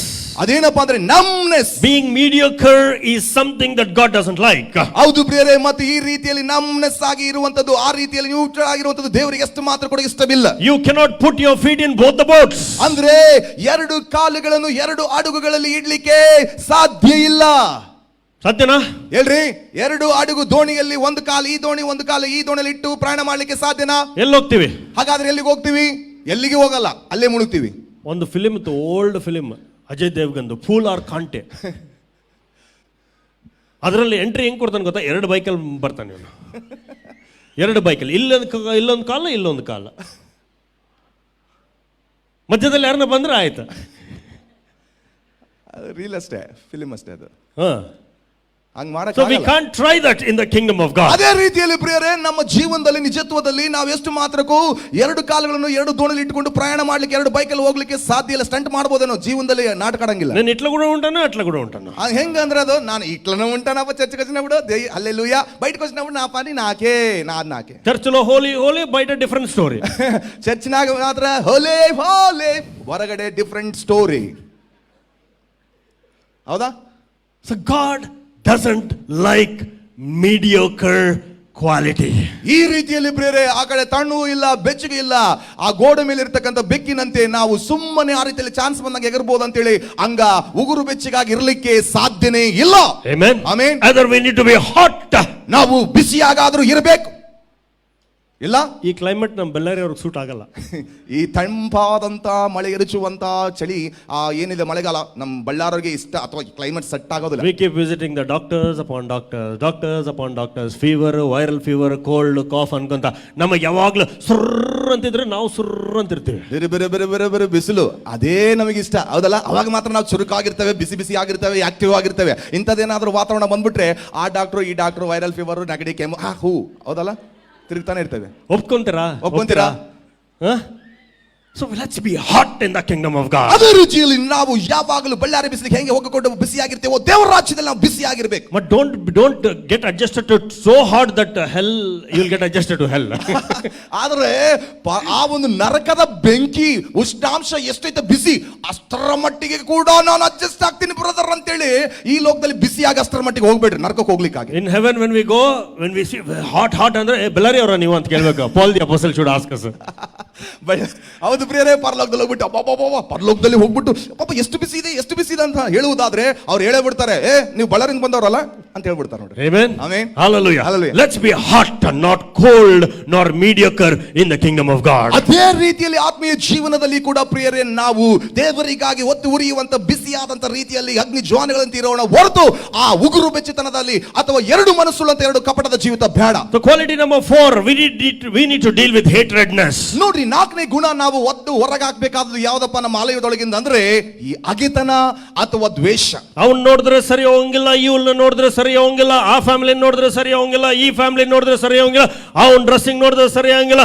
If you develop hatredness and if you come to the house of God, I am telling you, you are simply wasting your time. ಅವ್ರು ನೋಡಿದ್ರೆ ನನಗೆ ಇಷ್ಟ ಆಗಲ್ಲ, ಈಕೆ ಮಕ್ಕ ನೋಡಿದ್ರೆ ನನಗೆ ಇಷ್ಟ ಆಗಲ್ಲ, ಈಕೆ ನೋಡಿ ಹೆಂಗೆ ಇದಾನೆ, ಇವನ್ ನೋಡಿ ಹೆಂಗ ಇದಾನ, ಇವನ್ ಮಕ್ಕ ನೋಡಕ್ ಆಗಲ್ಲ, ಹೋಗೋಗಿ ಬೆಳಿಗ್ಗೆ ಇವನ್ ನೋಡಿದ್ನಲ್ಲ, ಈ ಚರ್ಚ್ನಾಗ ಬಂದು ಇಂಥವ್ ನೋಡ್ತಾ ಇದ್ದಾನಲ್ಲ ಅಂದ್ರೆ ನೀವು ಈ ರೀತಿಯಲ್ಲಿ ನೀವು ಅವ್ರಂಗ ಇವ್ರಿಂಗ ಅಂದ್ರೆ ನೀವೆಂಗ, ಇದು ದೇವರ ರಾಜ್ಯದಲ್ಲಿ ಸಲ್ಲುವುದಿಲ್ಲ. Hatredness needs to be driven out of our lives. ನಮ್ಮ ಜೀವನದೊಳಗಿಂದ, ಈ ಆಲಯದೊಳಗಿಂದ ಹಗೆತನವನ್ನು, ಒಟ್ಟಿ ಕಿಚ್ಚನ್ನು ಹೊರಗಾಕ್ಬೇಕು. 5th point, 5ನೇ ಅಂಶ, jealousy and enviousness is something that we need to deal with. ನೋಡ್ರಿ, ಮತ್ತೊಂದು ಇದೆ, ಅದೇನಪ್ಪಾ ಅಂದ್ರೆ ದ್ವೇಷ ಸಾಧಿಸೋದು ಅಥವಾ ಹೊಟ್ಟೆ ಉರಿ, ಕಡುಪು ಮಂಟ. ಗೊತ್ತು, ಎಲ್ಲರಿಗೂ ಗೊತ್ತು, ಎಲ್ಲರಿಗೂ ಗೊತ್ತು. ಕಡುಪುలో ಮಂಟ ಕಾಲಿపోతారు, ಜಾಗ್ರತ. Can Ravi only play the guitar? ನಾನು ನಿಂತ್ಕೊಂಡ್ರೆ ಎಲ್ಲರೂ ಅಲ್ಲಾಡ್ ಬಿಡ್ತಾರ. ಏನಪ್ಪ ರವಿ ಅವ್ರು ಮಾತ್ರ ನಂಗೆ ಪ್ಲೇ ಮಾಡೋದು ಗಿಟಾರು, ನನಗೆ ಕೊಟ್ಟು ನೋಡ್ರಿ ಸ್ಟೇಜು ಗಿಟಾರ್ ಅಲ್ಲಾಡಿಸ್ಬಿಡ್ತೀನಿ. ಏನ್ ಅನ್ಕೊಂಡ್ರಿ? ಕೊಟ್ಟಿಲ್ಲ ನಮಗೆ ಅಷ್ಟೇ, ಎಲ್ಲ ಅವರೇ, ಎಲ್ಲ ಅವರೇ. ಎಷ್ಟು ವರ್ಷ ಆಯ್ತು? Jealousy. ಅದೊಂದು ಹೊಟ್ಟೆ ಕಿಚ್ಚು. I can worship better than somebody. ನಾನು ಕೂಡ ಈ ತರ ಇವರಿಗಿಂತ ಅವರಿಗಿಂತ ಉತ್ತಮವಾಗಿ ಆಡಬಲ್ಲೆ, ಆರಾಧನೆ ಮಾಡಬಲ್ಲೆ. I can preach better than somebody. ಇವರಿಗಿಂತ ನಾನು ಉತ್ತಮವಾಗಿ ಮೈಕ್ ಕೊಟ್ಟು ನೋಡ್ರಿ ಹೆಂಗ್ ಪ್ರೀಚ್ ಮಾಡ್ತೀನಿ. She has one boyfriend, ನನ್ನ ಹತ್ರ 4. ಆಕೆಗೆ ಒಂದೇ ಬಾಯ್ ಫ್ರೆಂಡ್, ನಾನ್ ಗೊತ್ತಾ 4 ಬಾಯ್ ಫ್ರೆಂಡ್. Jealousy. ಅವಳಿಗೆ ಒಂದೇ ಗರ್ಲ್ ಫ್ರೆಂಡ್, ನನಗೆ 4 ಗರ್ಲ್ ಫ್ರೆಂಡ್ ಅಂತ. There is a difference between jealousy and envy. ನೋಡ್ರಿ, ಇಲ್ಲಿ ದ್ವೇಷ ಸಾಧಿಸುವುದಕ್ಕೂ ಹೊಟ್ಟೆ ಉರಿಗೊಳ್ಳುವುದಕ್ಕೂ ಬಹಳ ವ್ಯತ್ಯಾಸವಿದೆ. Jealousy is something that somebody has and you don't have. ಅಂದ್ರೆ ಹೊಟ್ಟೆ ಕಿಚ್ಚು ಅಂದ್ರೆ ಏನ್ ಗೊತ್ತಾ, ನಿನಗಿರಲ್ಲ ಅಂದ್ರೆ ಅವ್ರಿಗಿರ್ತದೆ, ಅಂದ್ರೆ ಅವ್ರಿಗಿದ್ದದ್ದು ನಿಮಗಿರಲ್ಲ ಕೆಲವು ವಿಷಯಗಳು. Okay. Ravi has a car, I don't have a car, so Ravi ನೋಡಿದ್ರೆ ನಾನು ಸರಿ ಹೋಗಂಗಿಲ್ಲ, that is jealousy. ಹೌದು ಬೇರೆ, ರವಿ ಅವರಿಗೆ ಕಾರ್ ಇರ್ತದೆ, ನನಗೆ ಕಾರ್ ಇರಲ್ಲಪ್ಪ. ಆಗ ರವಿ ಅವ್ರು ನೋಡ್ಬಿಟ್ರೆ ಉರ್ಕೊಂತಾ ಇರ್ತೀನಿ, ಹೊಟ್ಟೆ ಉರ್ಕೊಂತಾ ಇರ್ತೀನಿ, ನನಗೆ ಕಾರ್ ಇರಲ್ಲ, ಮೊನ್ನೆ ಬಂದ ಕಾರ್ ತಗೊಂಡ. But envy is, ಆದ್ರೆ ಆ ರೀತಿಯಲ್ಲಿ ದ್ವೇಷ ಸಾಧಿಸೋದು, ಹಗೆತನ ಸಾಧಿಸೋದು ಅಂದ್ರೆ, Ravi has a car, I don't have a car, so because I don't have a car, Ravi also shouldn't have a car. ಹೌದು, ರವಿ ಮೊನ್ನೆ ಬಂದ ಕಾರ್ ತಗೊಂಡ, ನಾನು ಇಷ್ಟು ವರ್ಷ ಆಯ್ತು ಇನ್ನ ಕಾರ್ ತಗೊಂಡಿಲ್ಲ, ಹಾಗಾಗಿ ನನಗೆ ಕಾರ್ ಇಲ್ಲ ಅಂದ್ರೆ ರವಿ ಕೂಡ ಕಾರ್ ಇರಬಾರ್ದು. ಹೆಂಗಿತ್ತು ಕಾರ್, ಹೆಂಗ್ ಬಂತ ಅವನ ಕಾರು? Amen. Hallelujah. Jealousy, ಹೊಟ್ಟೆ ಉರಿಯೋದಿದ್ರೆ ಅದನ್ನೇನ್ ಮಾಡ್ಬೇಕು? We have to kick it out, because we are dealing with God, we are dealing seriously by calling ourselves as a temple of God. ದೇವರ ಮನೆ ಅಂತೇಳಿ ಕರೆಯಲ್ಪಟ್ಟಂತ ನಾವು, ದೇವರ ಆಲಯ ಅಂತ ಕರೆಯಲ್ಪಟ್ಟಂತ ನಾವು, ನಮ್ಮ ದೇಹದಲ್ಲಿ, ನಮ್ಮ ಮನಸ್ಸಿನಲ್ಲಿ ಮತ್ತು ದೇವರೊಟ್ಟಿಗೆ ನಾವು ಸರಿಯಾಗಿರ್ಬೇಕಂದ್ರೆ ಪ್ರಿಯರೇ, ಇದು ಹೊಟ್ಟೆ ಕಿಚ್ಚು, ಉರುಕೊಳ್ಳೋದು, ಹಗೆತನ ಸಾಧಿಸೋದು ಫಸ್ಟ್ ನಾವು ಏನ್ ಮಾಡ್ಬೇಕು? ನಮ್ಮ ಆಲಯದೊಳಗಿಂದ ಹೊರಗೆ ಓಡಿಸ್ಬಿಡ್ಬೇಕು, ಇಲ್ಲಾಂದ್ರೆ ಹೊಟ್ಟೆ ಉರಿ ನಮ್ಮನ್ನ ಉರಿದ್ಬಿಡ್ತದೆ. Amen. Amen. So sir, how many points? ಎಷ್ಟು ಅಂಶ? 5. Sixth point. ಈಗ 6ನೇ ಅಂಶಕ್ಕೆ ಬರೋಣ. Sixth point is prayerlessness is something that we need to deal with. ನಮ್ಮ ಆಲಯದಲ್ಲಿ ಪ್ರಾರ್ಥನೆ ಇಲ್ಲದೆ ಇರುವಂತ ಸಂಗತಿ ಇರುವುದಾದಲ್ಲಿ ಮೊದಲು ಅದನ್ನು ಹೊರಗಾಕಿ ಪ್ರಾರ್ಥನೆ ತುಂಬಿಸಬೇಕು. Basically, if we don't have the prayer life, we cannot be called as a temple of God. ಪ್ರಾಥಮಿಕವಾಗಿ ಮೂಲತಃ ಆಲಯ ಅಂದ್ರೆ ಪ್ರಾರ್ಥನೆ ಇರಬೇಕು, ಅದು ಪ್ರಾರ್ಥನಾಲಯ. ಹಾಗಾದಲ್ಲಿ ಈ ಆಲಯದಲ್ಲಿಯೇ ಪ್ರಾರ್ಥನೆ ಇಲ್ಲ ಅಂದ್ರೆ ಅದು ದೇವರ ಆಲಯನೇ ಅಲ್ಲ. Amen. So these are some of the qualities I've written. You know what's best that you have with you. ಹೌದು, ಇವೇ ಕೆಲವು ಗುಣ ಅಂಶಗಳಾಗಿದೆ. ಇವೆಲ್ಲ ಏನಿದಾವೆ, ನನಗೇನಿದೆ, ನಿನ್ನ ಆಲಯದಲ್ಲಿ ನಿನಗೇನಿದೆ ನಿನಗೆ ಗೊತ್ತು, ನನ್ನ ಆಲಯದಲ್ಲಿ ಏನಿದೆ ನನಗೆ ಗೊತ್ತು. ಅವುಗಳನ್ನ ಏನ್ ಮಾಡೋಣ? ಪರಿಗಣಿಸಿ ಒದ್ದು ಹೊರಗಾಕಿ ಗುಡಿಸ್ಬಿಡೋಣ. It's very easy to pinpoint others. ಇನ್ನೊಬ್ಬರಿಗೆ ನಾವು ಬೆರಳು ತೋರಿಸಿ ಹೇಳೋದು, ನೀನ್ ತಪ್ಪು, ನೀನ್ ಹಿಂಗಿದೆ ಅಂತ ಹೇಳೋದು ಸುಲಭ, Very easy. ಬಹಳ ಸುಲಭ. ಹೌದು, Very easy to peep into others' lives. ಇನ್ನೊಬ್ಬರ ಕಡೆಗೆ ನಾವು ಬೆರಳು ತೋರಿಸೋದು, ಹೇಳೋದು, ತೀರ್ಪು ಮಾಡೋದು ಬಹಳ ಸುಲಭ. But ನಮ್ ರಿಯಲ್ ಕ್ವಾಲಿಟಿ ಯಾವಾಗ ಗೊತ್ತಾಗ್ತದೆ? Somebody tells us you are wrong, ಅವಾಗ ನಮ್ದೆಲ್ಲ ಕ್ವಾಲಿಟೀಸ್ ಹೊರಗೆ ಬರ್ತಾವ. ಆದ್ರೆ ನಮ್ಮ ನಿಜವಾದಂತ ಬಣ್ಣ ಯಾವಾಗ ಹೊರಗೆ ಬೀಳ್ತದೆ ಅಂದ್ರೆ, ಯಾರಾದ್ರೂ ಬಂದ್ಬಿಟ್ಟು ನೀನ್ ಇಂಥವಳು, ನೀನ್ ಅಂತವನು ಅಂತ ಒಂದು ಮಾತು, ನೀನ್ ತಪ್ಪು ಅಂತ ಹೇಳ್ಬಿಟ್ರೆ ಸಾಕು, ಅವಾಗ ನಿಜವಾದ ಭಕ್ತಿಯ ಬಣ್ಣ ಹೊರಗೆ ಬರ್ತದೆ. Tonight, ಈ ರಾತ್ರಿ, if you want to be truly called as the temple of God, ನಿಜವಾಗಲೂ ನೀನು ದೇವರ ಮನೆ ಅಂತೇಳಿ ಕರೆಯಲ್ಪಡಬೇಕಂತೇಳಿ ಇದ್ದಲ್ಲಿ, retrospect yourselves. ಹಾಗಾದ್ರೆ ನಿನ್ನನ್ನು ನೀನೆ ಅಂತರಾತ್ಮದಲ್ಲಿ ಅಂತರಾಳವಾಗಿ ನಿನ್ನನ್ನು ಪರೀಕ್ಷೆ ಮಾಡಿ, Do some homework. ನೀವು ಮನೆ ಅಥವಾ ಹೋಮ್ವರ್ಕ್ ಅನ್ನು ಮಾಡಿ, Write down the qualities that are not from God. ನೀವು ಮನೆಗೆ ಹೋಗ್ಬಿಟ್ಟು ದೇವರಿಗೆ ಇಷ್ಟವಿಲ್ಲದಿರುವಂತ, ದೇವರಿಂದ ಬಾರದಿರುವಂತ ಸಂಗತಿ ಗುಣಗಳನ್ನು ನೀವು ಬರ್ಕೊಳ್ಳಿ. Leave behind what has happened in the past. ಗತ ಕಾಲದಲ್ಲಿ ನಿನ್ನೆಯವರೆಗೆ ಇವತ್ತುವರೆಗೆ ಏನ್ ಜರುಗಿತು ಅದೆಲ್ಲ ಬಿಟ್ಟು ಬಿಡಿ. Let this be a new beginning from now on. ಈ ಕ್ಷಣದಿಂದಲೇ, ಇವತ್ತಿನಿಂದಲೇ ನಿಮಗೆ ಹೊಸ ಆರಂಭವಾಗಲಿ. Deal with every minute thing in order to meet the standard of God. ದೇವರ ಮಟ್ಟವನ್ನು ನಾವು ಸರಿದೂಗಿಸಿಕೊಂಡು ತಲುಪಲಿಕ್ಕಾಗಿ ಬಹಳ ಸಣ್ಣ ಪುಟ್ಟ ಸಂಗತಿಗಳು ದೇವರಿಗೆ ಯಾವ ಇಷ್ಟವಿಲ್ಲವೋ ಅವುಗಳ ಜೊತೆಗೆ ವ್ಯವಹರಿಸಿ ಹೊರಗೆ ಹಾಕಿ ಬಿಡೋಣ. And you can boldly stand and say, I am the temple of God. ಆವಾಗ ನೀನು ದೇವರ ಎದುರಿನಲ್ಲಿ ಅಥವಾ ಜನರ ಎದುರಿಗೂ ಕೂಡ ನಾನೇ ಜೀವವುಳ್ಳ ದೇವರ ಆಲಯ ಅಂತ ಹೇಳಲಿಕ್ಕೆ ಸಾಧ್ಯ. Amen. Amen. Hallelujah. Hallelujah. That's why Paul the apostle made it very clear. ಅಪೊಸ್ತಲನಾದ ಪೌಲ ಅದಕ್ಕೆ ಸ್ಪಷ್ಟಪಡಿಸಿಬಿಟ್ರು. Amen. Amen. He said, you are the temple of God because the Holy Spirit dwells in you. ಪರಿಶುದ್ಧಾತ್ಮನಾದ ದೇವರು ನಿಮ್ಮ ಹೃದಯದಲ್ಲಿ ವಾಸ ಮಾಡುವುದಕ್ಕಾಗಿ ನೀವೇ ದೇವರ ಆಲಯ ಅಂತ ಹೇಳಿದ್ದಾರೆ. Amen. Amen. See, when Jesus entered the temple, ಯೇಸು ಕ್ರಿಸ್ತನು ದೇವರ ಆಲಯದಲ್ಲಿ ಪ್ರವೇಶ ಮಾಡಿದಾಗ, when Jesus entered the temple of God, that is you. ನೋಡಿ, ಯಾವಾಗ ಯೇಸು ಕ್ರಿಸ್ತನು ನಿಮ್ಮ ಆಲಯದಲ್ಲಿ ಪ್ರವೇಶ ಮಾಡಿದಾಗ, when Jesus entered the house of God, that is I, me, myself, ಯಾವಾಗ ದೇವರ ಮನೆ ಎನ್ನುವಂತ ನಾನು, ನೀವು ಎನ್ನುವಂತ ಹೃದಯ ಜೀವನದಲ್ಲಿ ಯೇಸು ಪ್ರವೇಶಿಸಿದ, he began to cast out, ಆತನು ಕೆಲವು ಸಂಗತಿಗಳನ್ನು ಹೊರಗೋಡಿಸಿದ, and he began to rebuke, saying, my house has been made a den of thieves. ಹೌದು, ಆತನು ಗದರಿಸಿ ಹೀಗೆ ಹೇಳಿದನು ಸಿಟ್ಟಿನಿಂದ, ಇಗೋ ನೀವು ನನ್ನ ಆಲಯವನ್ನು ಕಳ್ಳರ ಗವಿಯಂತೆ ಮಾಡಿದ್ದೀರಿ. Amen. Amen. Hallelujah. Hallelujah. First thing is you are called a house of God. ಮೊದಲನೇದಾಗಿ ನೀವು ದೇವರ ಮನೆ ಅಂತೇಳಿ ಕರೆಯಲ್ಪಟ್ಟಿದ್ದೀರಿ. Second thing Jesus said, after the driving out, after the overturning, Jesus said, my house shall be called a house of prayer. ನೋಡ್ರಿ, ಮತ್ತೆ ಆತನು ಯೇಸು ಕ್ರಿಸ್ತನು ನಿನ್ನ ಆಲಯದಲ್ಲಿ ಅಥವಾ ಪ್ರವೇಶ ಮಾಡಿದಾಗ ಬೇಡವಾದ ಸಂಗತಿಗಳನ್ನು ಹೊರಗಾಕಿ ಮೇಜುಗಳನ್ನು ಉಲ್ಟಾ ಹಾಕಿದಾಗ ಹೇಳಿದನು, ನನ್ನ ಆಲಯವು ಪ್ರಾರ್ಥನಾ ಆಲಯ ಅಂತ ಎಣಿಸಲ್ಪಟ್ಟಿದೆ. Amen. Amen. Hallelujah. Number one, house of God. ಒಂದನೇದಾಗಿ ದೇವರ ಮನೆ. Second thing, you are called the house of prayer. ಎರಡನೇದಾಗಿ ನೀನು ಯಾವ ಮನೆ? ಪ್ರಾರ್ಥನೆ ಇರುವಂತ ಮನೆ. Come on, somebody say with me. ಎಲ್ಲರೂ ನನ್ನ ಸಂಗಡ ಹೇಳಿ. Say it in English. English ನಲ್ಲಿ ಮೊದಲು ಹೇಳಿ. I am the house of prayer.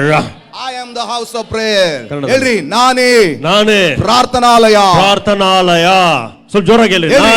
ನಾನೇ ಪ್ರಾರ್ಥನಾಲಯ. Tell your neighbor. ಪಕ್ಕದವರ ನೋಡಿ. ನಾನೇ ಪ್ರಾರ್ಥನಾಲಯ. Hold their hand like this. ಈ ರೀತಿಯಲ್ಲಿ ಕೈ ಎತ್ತಿ ಹೇಳ್ರಿ. ನೀವೇ ಪ್ರಾರ್ಥನಾಲಯ. ನೀವೇ ಪ್ರಾರ್ಥನಾಲಯ. Amen. Hallelujah. First thing is you are a temple of God. ಮೊಟ್ಟ ಮೊದಲನೇದಾಗಿ ಏನು, ನೀವು ದೇವರ ಆಲಯ. You are a house of God. ಅಥವಾ ದೇವರ ಮನೆ. Second thing, you are a house of prayer. ಎರಡನೇದಾಗಿ ನೀವು ಪ್ರಾರ್ಥನಾಲಯ. Amen. Amen. If you have to be called to the house of prayer, you need to go through that driving out and the overturning of the tables. ನೀವು ಪ್ರಾರ್ಥನಾ ಆಲಯವಾಗಬೇಕಾದಲ್ಲಿ ನೀವು ಮಾಡಬೇಕಾದ ಕೆಲಸ ಇದೆ. ಏನು, ದೇವರಿಗೆ ಇಷ್ಟ ಇಲ್ಲದಿರುವಂತ ಗುಣಗಳನ್ನು, ಸ್ವಭಾವಗಳನ್ನು, ಪಾಪದ ಕೃತ್ಯಗಳನ್ನು ನೀವು ಹೊರಗೆ ಓಡಿಸಿ ಕೆಲವು ವಿಷಯಗಳನ್ನು ಕೆಳಗೆ ಹಾಕಿ ತುಳಿದು ಹಾಕಬೇಕು. When I am a house of God, ನಾನು ದೇವರಾಲಯವಾಗಿರುವಾಗ, when I know the Holy Spirit dwells in my life, ಪರಿಶುದ್ಧಾತ್ಮನಾದ ದೇವರು ನನ್ನ ಆಲಯದಲ್ಲಿ ವಾಸ ಮಾಡ್ತಾನೆ ಪರಿಜ್ಞಾನ ಇರುವಾಗ, the communication with the Spirit of God becomes very easy. And my house becomes a house of prayer. ಹೌದು, ಬೇರೆ ಪರಿಶುದ್ಧಾತ್ಮನ ಜೊತೆಗೆ ಇರುವಂತ ನನ್ನ ಸಂಭಾಷಣೆ, ನನ್ನ ಮಾತುಕತೆ, ನನ್ನ ಮಾತುಗಳು ಅದು ಬಹಳ ಸುಲಭವಾಗುತ್ತೆ. ಆಗ ನನ್ನ ಆಲಯ ಅದು ಪ್ರಾರ್ಥನಾಲಯ ಆಗ್ಬಿಡ್ತದೆ ಆಟೋಮೆಟಿಕ್ ಆಗಿ. Hallelujah. So the communication with God becomes very very easy. ಯಾಕಂದ್ರೆ ಅಲ್ಲಿ ದೇವರೊಟ್ಟಿಗೆ ಇರುವಂತ ಸಂಭಾಷಣೆ, ಮಾತುಕತೆ, ಮಾತುಗಳು ಮಾತಾಡೋದು ಒಬ್ಬರಿಗೊಬ್ಬರು ಅದು ಬಹಳ ಸುಲಭ ಆಗ್ಬಿಡುತ್ತೆ. Many people say God doesn't speak, God doesn't speak, God doesn't speak. ಆದ್ರೆ ಬಹಳ ಜನ ವಿಶ್ವಾಸಗಳು ದೇವರ ಮಕ್ಕಳು ಏನಂದ್ರೆ, ದೇವರು ನನ್ನ ಹತ್ರ ಮಾತಾಡ್ತಾ ಇಲ್ಲ, ದೇವರು ನನ್ನ ಹತ್ರ ಮಾತಾಡ್ತಾ ಇಲ್ಲ ಅಂತ. Are you confident that you are a house of God? ಆದ್ರೆ ಪ್ರಶ್ನೆ ಏನಂದ್ರೆ, ನೀವು ದೇವರ ಆಲಯವಾಗಿದ್ದೀರಿ ಅನ್ನುವಂತ ಭರವಸೆ ನಿನಗುಂಟು? Try this. ಇದನ್ನು ಪ್ರಯತ್ನಿಸಿ. I challenge you as a man of God. ಒಬ್ಬ ದೈವ ಸೇವಕನಾಗಿ ನಿಮಗೆ ಸವಾಲಿಸುತ್ತೇನೆ. When you boldly say I am a house of God, ನೀವು ಧೈರ್ಯವಾಗಿ ಹೇಳ್ಕೊಂತಾ ಇದ್ದೀರಲ್ಲ ನಾನು ದೇವರ ಆಲಯ ಅಂತ ಹೇಳಿ, I challenge you, you shall become a house of prayer. ನಾನು ಖಂಡಿತವಾಗಿ ಸವಾಲಾಗಿ ಹೇಳ್ತೇನೆ, ನೀವು ದೇವರ ಮನೆ ಆಗಿದ್ದಲ್ಲಿ ಖಂಡಿತವಾಗಿ ಎರಡನೇದಾಗಿ ದೇವರ ಪ್ರಾರ್ಥನಾ ಆಲಯ ಆಗಿರ್ತೀರಿ, ಅದರಲ್ಲಿ ಸಂದೇಹವಿಲ್ಲ. Amen. Amen. Hallelujah. The communication with God becomes very easy. ಯಾಕಂದ್ರೆ ನೀವು ದೇವರ ಆಲಯ ಆಗಿದ್ದಲ್ಲಿ ನಿನ್ನ ಆಲಯದಲ್ಲಿ ದೇವರಾತ್ಮ ಇದ್ದಾನೆ, ಹಾಗಾಗಿ ನೀನು ನಿನ್ನ ಆತ್ಮ ದೇವರಾತ್ಮನ ಜೊತೆಗೆ ಮಾತಾಡೋದು, ಪ್ರಾರ್ಥನೆ ಮಾಡೋದು ಸುಲಭ ಆಗ್ಬಿಡ್ತದೆ. When Jacob slept, ನೋಡ್ರಿ, ಯಾಕೋಬನು ಹೇಳಿದ, he was into deep sleep. ನೋಡ್ರಿ, ಯಾಕೋಬನು ಯಾವಾಗ ಬಹಳ ಗಾಢ ನಿದ್ರೆಯಲ್ಲಿ ಇರುವಾಗ. Now you know what the meaning of Jacob means? ಯಾಕೋಬ ಎನ್ನುವಂತ ಪದದ ಅರ್ಥ ನಿಮಗೆ ಗೊತ್ತುಂಟು? Deceiver. ಮೋಸಗಾರ. Amen. Amen. He was a deceiver. ಅವನೊಬ್ಬ ಮೋಸಗಾರ. He deceived everybody. ಅದು ಎಲ್ಲರಿಗೂ ಕೂಡ ಗೊತ್ತು. ಎಲ್ಲರನ್ನು ಮೋಸ ಮಾಡಿದ. And he was sleeping one day. ಆದ್ರೆ ಒಂದು ದಿನ ರಾತ್ರಿ ಮಲ್ಕೊಂಡಿದ್ದ. God encountered him. ದೇವರು ಅವನನ್ನು ಸಂಧಿಸಿದನು. And you know what he saw? The presence of God descending and the angels of God descending and ascending. He saw that very clearly. ಬಹಳ ಸ್ಪಷ್ಟವಾಗಿ ಆ ರಾತ್ರಿಯ ಒಂದು ಕನಸಿನಲ್ಲಿ ಕಂಡಿದ್ದೇನೋ, ಒಂದು ಏಣಿ ಇದೆ, ಆಕಾಶಕ್ಕೂ ಭೂಮಿಗೆ, ಆಕಾಶದಿಂದ ಪರಲೋಕದಿಂದ ದೇವದೂತರು ಇಳಿತಾ ಇದ್ದಾರೆ ಮತ್ತು ಏರ್ತಾ ಇದ್ದಾರೆ. ಇದನ್ನು ನೋಡಿದ. Amen. Amen. The encounter of God. ಅದು ದೇವರ ಸಂಧಿಸುವಿಕೆ. So when you are assured of yourself, ನಿನ್ನಷ್ಟಕ್ಕೆ ನೀನು ಈ ಒಂದು ಭರವಸೆಯಲ್ಲಿ ಖಾತ್ರಿ ಮಾಡಿಕೊಂಡಿರುವಾಗ, that you are a house of God, ಅದು ಏನಂದ್ರೆ ನಾನು ದೇವರ ಮನೆ ಅಂತ ಖಾತ್ರಿ ಇರುವಾಗ, the communication of God will become just similar like that. ಹೌದು ಪ್ರಿಯರೇ, ದೇವರೊಟ್ಟಿಗೆ ಇರುವಂತ ಸಂಭಾಷಣೆ, ಪ್ರಾರ್ಥನೆ ಜೀವಿತ ಕೂಡ ಅದೇ ರೀತಿ ಇರ್ತದೆ. I always say this. ನಾನು ಯಾವಾಗಲೂ ಇದು ಹೇಳ್ತೇನೆ, prayer is not a monologue, it's a dialogue. ಹೌದು ಪ್ರಿಯರೇ, ಪ್ರಾರ್ಥನೆ ಅನ್ನೋದು ಏಕ ಸಂಭಾಷಣೆ ಅಲ್ಲ, ಅದು ದ್ವಿ ಸಂಭಾಷಣೆ. It is not a one way communication, it is a two way. ಹೌದು, ಪ್ರಾರ್ಥನೆ ಅಂದ್ರೆ ಒಬ್ಬನೇ ಮಾತಾಡ್ಕೊಂತಿರೋದಲ್ಲ. ಸಂಭಾಷಣೆ ಅಂದ್ರೆ, ಪ್ರಾರ್ಥನೆ ಅಂದ್ರೆ ದ್ವಿಭಾಷಣೆ ಅಥವಾ ಇಬ್ಬರು ವ್ಯಕ್ತಿಗಳ ಜೊತೆಗೆ ಮಾತಾಡುವಂತ, ಒಬ್ಬರಿಗೊಬ್ಬರು ಮಾತಾಡಿಕೊಳ್ಳೋದು. As long as your mobile phone is connected to the charger, there is charging. The moment it drains out, there is no charging. ಎಷ್ಟರವರೆಗೆ ನೀವು ಮೊಬೈಲ್ ಅನ್ನು ಚಾರ್ಜ್ ಮಾಡ್ತಿರೋ ಅಷ್ಟು ಚಾರ್ಜ್ ಆಗುತ್ತೆ, ಮತ್ತೆ ಅದನ್ನು ಉಪಯೋಗಿಸಿದಾಗ ಏನಾಗುತ್ತೆ, ಅದೆಲ್ಲ ಚಾರ್ಜ್ ಹೋಗ್ಬಿಡುತ್ತೆ. ಹೌದಲ್ಲ? Amen. ಹೌದಲ್ಲ? Hallelujah. Hallelujah. So when you are a house of God, ಅದೇ ರೀತಿಯಲ್ಲಿ ನೀವು ದೇವರ ಆಲಯದಲ್ಲಿ ಇರುವಾಗ automatically you become a house of prayer. ಅಂದುಕೊಳ್ಳದ ರೀತಿಯಲ್ಲಿ ನೀವು ಪ್ರಾರ್ಥನಾಲಯ ಆಗ್ಬಿಡ್ತೀರಿ. Amen. Amen. So you don't, nobody needs to force you. ಯಾರೊಬ್ಬರಿಗೆ ಕೂಡ ಬಂದ್ಬಿಟ್ಟು ನಿಮಗೆ ಬಲವಂತ ಒತ್ತಾಯ ಮಾಡೋದು ಬೇಕಾಗಿಲ್ಲ. There is no doubt about our church. ನಮ್ಮ ಸಭೆಯ ವಿಷಯದಲ್ಲಿ, ಈ ವಿಷಯದಲ್ಲಿ ಅನುಮಾನ ಬೇಡ. I always tell people, other people also. ಎಲ್ಲಾ ಜನರಿಗೆ, ಇತರರಿಗೆ ಕೂಡ ನಾನು ಹೇಳ್ತಾ ಇರ್ತೇನೆ, I tell them our church prayer 100-150 people are always there. Amen. ನಾನು ಯಾವಾಗಲೂ ಎಲ್ಲೇ ಹೋದ್ರು ಯಾರು ಎಲ್ಲರಿಗೂ ಹೇಳ್ತಾ ಇರ್ತಾನೆ, ಎಲ್ಲರಿಗೂ ಹೇಳ್ತಾ ಇರ್ತಾನೆ, ಎಲ್ಲೆಲ್ಲಿ ಹೋದ್ರು ಕೂಡ. ನಮ್ಮ ಸಭೆ ಪ್ರಾರ್ಥನೆ ವಿಷಯಕ್ಕೆ ಬರುವುದಾದ್ರೆ ಯಾವಾಗಲೂ ಪ್ರಾರ್ಥನೆ ಅಂದ್ರೆ ಸಾಕು, 150 ಜನ ಮಿನಿಮಮ್ ಇದ್ದೇ ಇರ್ತಾರೆ. Many pastors call me and tell me, we lack in this area. ಆದ್ರೆ ಅನೇಕ ಸಭಾ ಪಾಲಕರು ಫೋನ್ ಕರೆ ಕೊಟ್ಟು ನಮಗೆ ಹೇಳ್ಕೊಳ್ತಾರೆ, ಅವರ ಸಮಸ್ಯೆ ಏನ್ ಗೊತ್ತಾ, ಪ್ರಾರ್ಥನೆಗೆ ಬರ್ರಿ ಅಂದ್ರೆ ಯಾರು ಬರಲ್ರಿ, ಒಬ್ರಿಬ್ರು ಬರ್ತಾರ ಅಷ್ಟೇ ಅಂತ ಹೇಳ್ತಿರ್ತಾರೆ. You call them for fasting prayers, there are hardly any people. ಹೌದು, ಉಪವಾಸ ಪ್ರಾರ್ಥನೆಗೆ ನಾವು ಕರೆ ಕೊಟ್ರೆ ಕೇವಲ ಬೆರಳಿನಷ್ಟು ಮಾತ್ರ 2-3 ಜನ ಇರ್ತಾರೆ. But when you are a house of God, ಆದ್ರೆ ನೀವು ದೇವರ ಮನೆ ಆಗಿದ್ದಲ್ಲಿ nobody needs to give you a push. ಯಾರೊಬ್ರು ಕೂಡ ಪ್ರಾರ್ಥನೆಗೆ ಹೋಗು, ಪ್ರಾರ್ಥನೆ ಮಾಡು ಅಂತ ಒತ್ತಾಯ ಮಾಡೋದು ಬೇಡ, ಹೇಳೋದು ಬೇಡ. They will be like you, ಅದು ನಿಮ್ಮಂತೆ ಇರ್ತಾರೆ, people of prayer. ಪ್ರಾರ್ಥನೆಯ ಜನರಾಗಿ. You will be called a house of prayer. ಮತ್ತೆ ಯಾಕಂದ್ರೆ ನೀವು ದೇವರ ಮನೆಯಾಗಿದ್ದೀರಿ. You don't need to worry about anything. You will be only worried about God and His kingdom. ಹೌದು, ಬೇರೆ ಯಾವ ವಿಷಯದಲ್ಲಿ ಕೂಡ ನೀವು ತಲೆ ಕೆಡಿಸ್ಕೊಳ್ಳೋದಿಲ್ಲ. ಯಾಕಂದ್ರೆ ಕೇವಲ ಏನಾದ್ರು ತಲೆ ಕೆಡಿಸ್ಕೊಳ್ಳೋದಿದ್ರೆ ನಿಮಗೆ ಏನಿದ್ರು ಕೂಡ ದೇವರು ಮತ್ತು ನಿಮ್ಮ ಒಂದು ಸಂಬಂಧದ ವಿಷಯದಲ್ಲಿ ಮಾತ್ರ ನೀವು ಎಚ್ಚೆತ್ತುಕೊಂಡಿದ್ದೀರಿ. Amen. Amen. The communication with God will be very, very clear. ಆಗ ದೇವರೊಟ್ಟಿಗಿರುವಂತ ಸಂಭಾಷಣೆ ಅದು ಸ್ಪಷ್ಟವಾಗಿರ್ತದೆ. We will not say, is there anybody who can explain me the word? ಈ ವಾಕ್ಯವನ್ನು ದಯವಿಟ್ಟು ನನಗೆ ವಿವರವಾಗಿ ಹೇಳ್ತೀರಾ? Can somebody explain me the dream that I saw? ಮತ್ತೆ ನೋಡ್ರಿ, ನನಗೆ ಇಂತ ಕನಸು ಕಂಡಿದ್ದೀನಿ, ಈ ಕನಸು ಯಾರಾದ್ರೂ ನೀವು ಆತ್ಮಿಕ ಅರ್ಥ ಏನಂತ ಹೇಳ್ತೀರಾ? When you are a house of prayer, ನೀವು ಪ್ರಾರ್ಥನೆ ಮನೆ ಆಗಿದ್ದಲ್ಲಿ, when God gives you a dream, ದೇವರು ನಿಮಗೆ ಕನಸು ಕೊಟ್ಟಿದ್ದಲ್ಲಿ, He shall also add clarity for you to understand that. ಆ ಕನಸು ಏನಂತೇಳಿ, ಮರ್ಮ ಏನಂತೇಳಿ ಅರ್ಥ ಕೂಡ ದೇವರೇ ಸ್ಪಷ್ಟಪಡಿಸುತ್ತಾನೆ. Amen. Amen. Hallelujah. Hallelujah. So you shall be called a house of prayer. ಯಾಕೆಂದ್ರೆ ಮತ್ತು ಎರಡನೇದಾಗಿ ನೀವು ಪ್ರಾರ್ಥನಾ ಆಲಯ ಅಂತೇಳಿ ಕರೆಯಲ್ಪಟ್ಟಿದ್ದೀರಿ. Amen. Amen. The verse 14 says, 14ನೇ ವಚನ ನೋಡಿ. see, first Jesus entered the house of God. ಮೊದಲನೇದಾಗಿ ದೇವರ ಆಲಯದೊಳಗೆ ಯೇಸು ಪ್ರವೇಶಿಸಿದನು. He cast out, he drove out, he overturned everything there. ನೋಡಿ, ಯೇಸು ಕ್ರಿಸ್ತನ ಆಲಯದಲ್ಲಿ ಪ್ರವೇಶಿಸಿದಾಗ ಆತನಿಗೆ ಇಷ್ಟವಿಲ್ಲದಿರುವಂತ ಸಂಗತಿಗಳೆಲ್ಲವನ್ನು ಹೊರಗೋಡಿಸಿ ಕೆಲವು ವಿಷಯಗಳನ್ನು ಕಾಲ ಕೆಳಗೆ ಹಾಕಿ ಉಲ್ಟಾಗಿ ತುಳಿದು ಬಿಟ್ಟರು. Second thing is that my house will be a house of prayer. You shall be called a house of prayer. ಎರಡನೇದಾಗಿ ಯೇಸು ಕ್ರಿಸ್ತನು ಹೇಳಿದ್ದು, ನೀವು ದೇವರ ಪ್ರಾರ್ಥನಾ ಆಲಯವಾಗಿದ್ದೀರಿ, ನೀವೇ ಆ ಪ್ರಾರ್ಥನಾಲಯ. Third thing, ಮೂರನೇದು, and ನೋಡ್ರಿ, ಮತ್ತು my Bible says then. ಆದ್ರೆ ನನ್ನ ಸತ್ಯವೇದ ಹೀಗೆ ಹೇಳ್ತದೆ, ನನ್ನ ತರ್ಜುಮೆ ಭಾಷಾಂತರದಲ್ಲಿ, ಆಗ. ಎಲ್ಲರೂ ಹೇಳ್ರಿ ಆಗ. ಎಲ್ಲ ಹೇಳ್ರಿ ಆಗ. ಜೋರಾಗಿ ಹೇಳ್ರಿ ಆಗ. ಎಲ್ಲ ಹೇಳ್ರಿ ಆಗ. Ask your neighbor, ಯಾವಾಗ. ಈಗ ಕೇಳ್ರಿ, ಯಾವಾಗ. ಯಾವಾಗ. ಆಗ ಅಂದಲ್ಲ, ಯಾವಾಗ. ಅವ್ರಿಗೆ ಹೇಳ್ರಿ ಆಗ. ಈಗ ಮತ್ತೆ ನೀವು ಉತ್ತರ ಕೊಡ್ರಿ, ಆಗ. ಯಾವಾಗ. ನೀವು ಕೇಳ್ರಿ, ಯಾವಾಗ. House of god, house of prayer ಆದ ನಂತರ, ಆಮೆನ್, ದೇವರಾಲಯ, ದೇವರ ಪ್ರಾರ್ಥನಾಲಯ ಆದ ಬಳಿಕ, ಆಮೆನ್, ಆಗ. when you know you are a house of God, ನೀವು ದೇವರಾಲಯ ಅಂತೇಳಿ ನೀವು ಅರಿತುಕೊಂಡ ಬಳಿಕ, when you know you are a house of prayer, ನೀವು ಪ್ರಾರ್ಥನಾಲಯ ಅಂತೇಳಿ ನಿಮಗೆ ಅರಿವಿಗೆ ಬಂದ ಬಳಿಕ, ಅಲ್ಲಿವರೆಗೆ ನಿಮ್ ಜವಾಬ್ದಾರಿ, ಅಲ್ಲಿಯವರೆಗೂ ನೀವು ಮಾಡಬೇಕಾದ ಜವಾಬ್ದಾರಿ ಅದು. then God will do his part. ಆಗ ದೇವರು ತನ್ನ ಕೆಲಸ ಮಾಡ್ತಾನೆ. Then the blind and the lame came to him in the temple. ನೋಡ್ರಿ, ಆಗ ಕುರುಡರು ಕುಂಟರು ಆಲಯದೊಳಗೆ ಬಂದರು. And he healed them all. ಅವರೆಲ್ಲರನ್ನು Yesu ಗುಣಪಡಿಸಿದನು. House of power.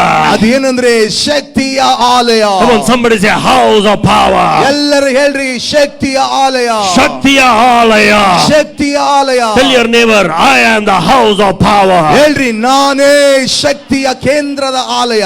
Amen. Amen. Tell your neighbor, you are the house of power. ಹೇಳ್ರಿ, ನಿಮ್ಮ ಪಕ್ಕದವರು ನೋಡಿ, ಹೇಳ್ರಿ, ನೀವೇ ಶಕ್ತಿಯ ಆಲಯ. When you know that you are a house of God, ಮೊದಲನೇದಾಗಿ ಯಾವಾಗ ನೀವು ದೇವರ ಆಲಯ ಅಂತ ಅರ್ಥಕೊಂತೀರೋ, when you know you are a house of prayer, ಎರಡನೇದಾಗಿ ಯಾವಾಗ ದೇವರ ಪ್ರಾರ್ಥನಾ ಆಲಯ ಅಂತ ತಿಳ್ಕೊಂತೀರೋ, then people will begin to follow you.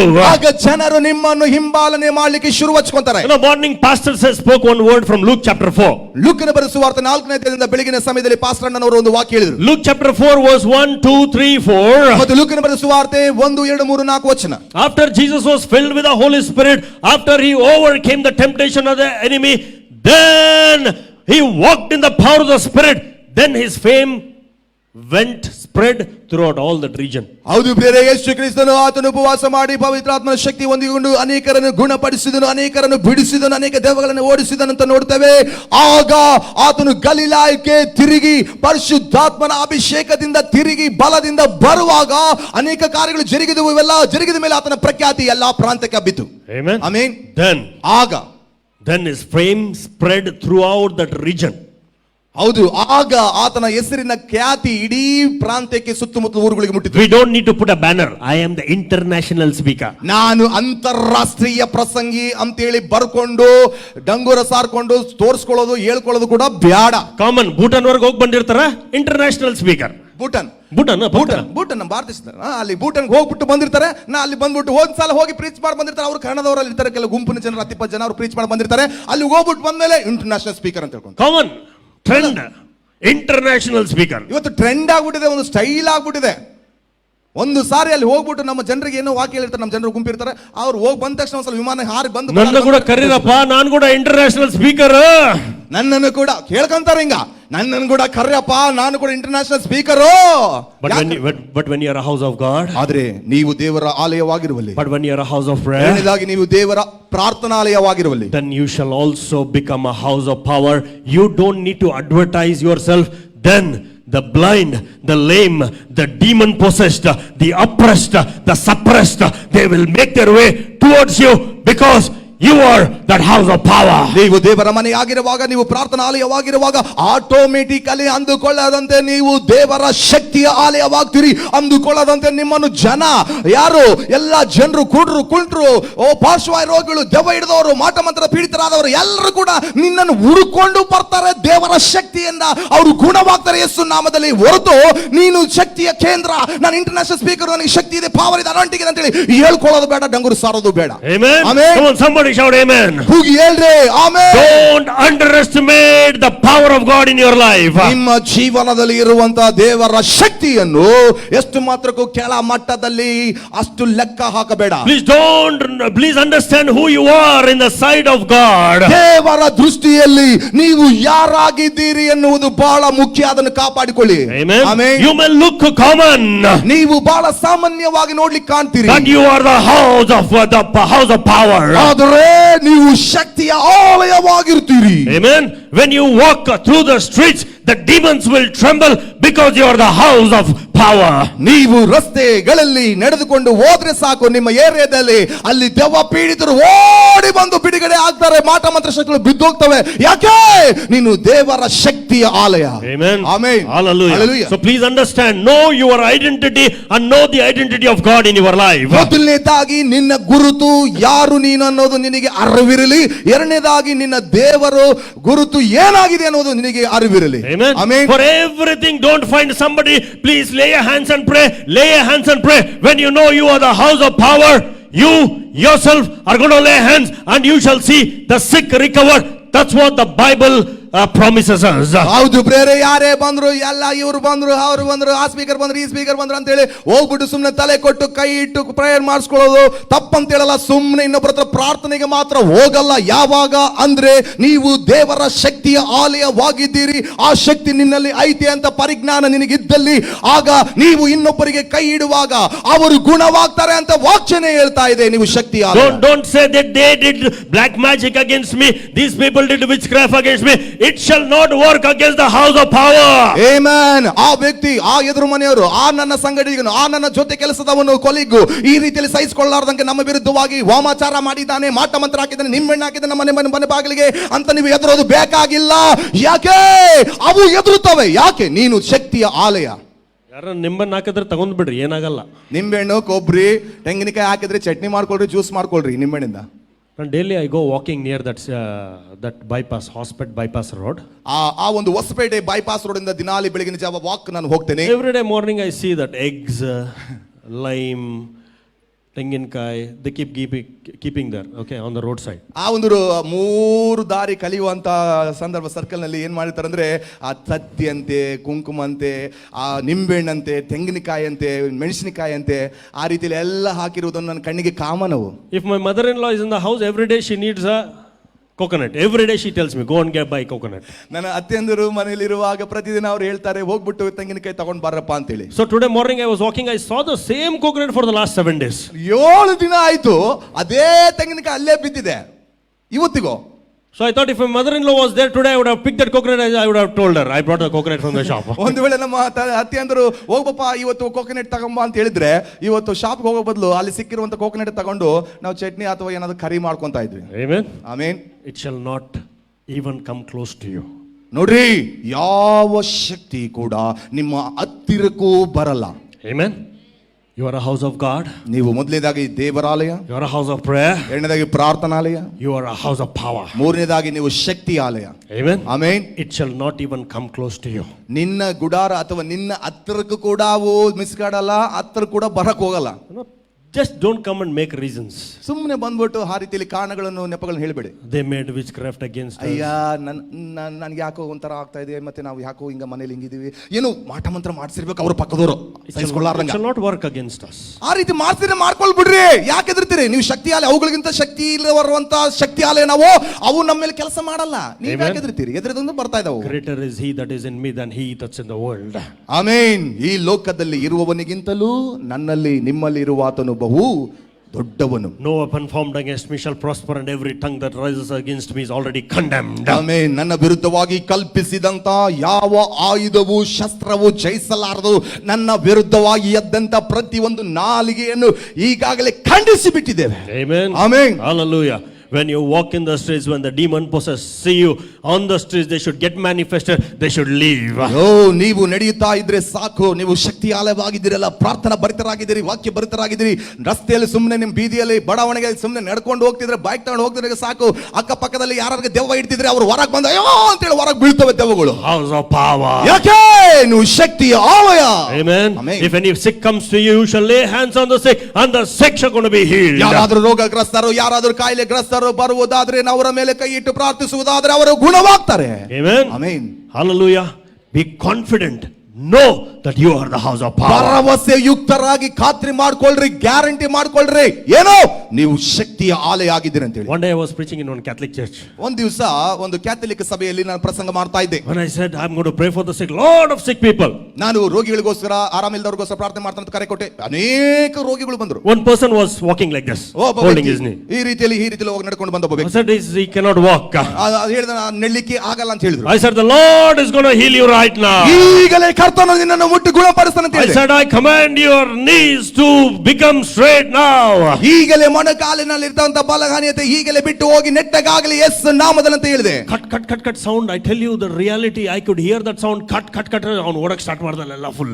ನೋಡ್ರಿ ಬೇರೆ ಟಕ್ ಟಕ್ ಟಕ್ ಟಕ್ ಅನ್ನುವಂತ ಸೌಂಡ್ ಬಂತು. ಇದ್ದಕ್ಕಿದ್ದಂತೆ ದೇವರ ಶಕ್ತಿಯಿಂದ ಗುಣವಾಗಿ ಆತನು ಸಂಪೂರ್ಣವಾಗಿ ನೆಟ್ಟಗಾಗಿ ಎಲ್ಲ ಕಡೆಗೆ ತಿರುಗಾಡಲಿಕ್ಕೆ ಶುರುವಾದ. When you are the house of power, ನೀವು ಶಕ್ತಿ ಆಲಯ ಆಗಿರುವಾಗ, Jesus said you shall do everything that I did, even more than what I did. ಯೇಸು ಹೇಳಿದ್ದಾನೆ, ನೀವು ನಾನು ಮಾಡಿದಂತ ಕೃತ್ಯಗಳನ್ನು ಅದ್ಭುತಗಳನ್ನು ಮಾಡ್ತೀರಿ, ಮಾತ್ರವಲ್ಲ ಅವುಗಳಿಗೆ ನಾನು ಮಾಡಿದಂತ ಕೆಲಸಗಳಿಗಿಂತಲೂ ಬಹು ಹೆಚ್ಚಾದ ಅದ್ಭುತಗಳು ಮಾಡ್ತೀರಿ. You are people of potential. Know who you are. ನೀವು ಬಹು ಸಾಮರ್ಥ್ಯವುಳ್ಳಂತ ಸಾಮಾನ್ಯವಾದ ಜನರಲ್ಲಿ ಅಸಾಮಾನ್ಯರು.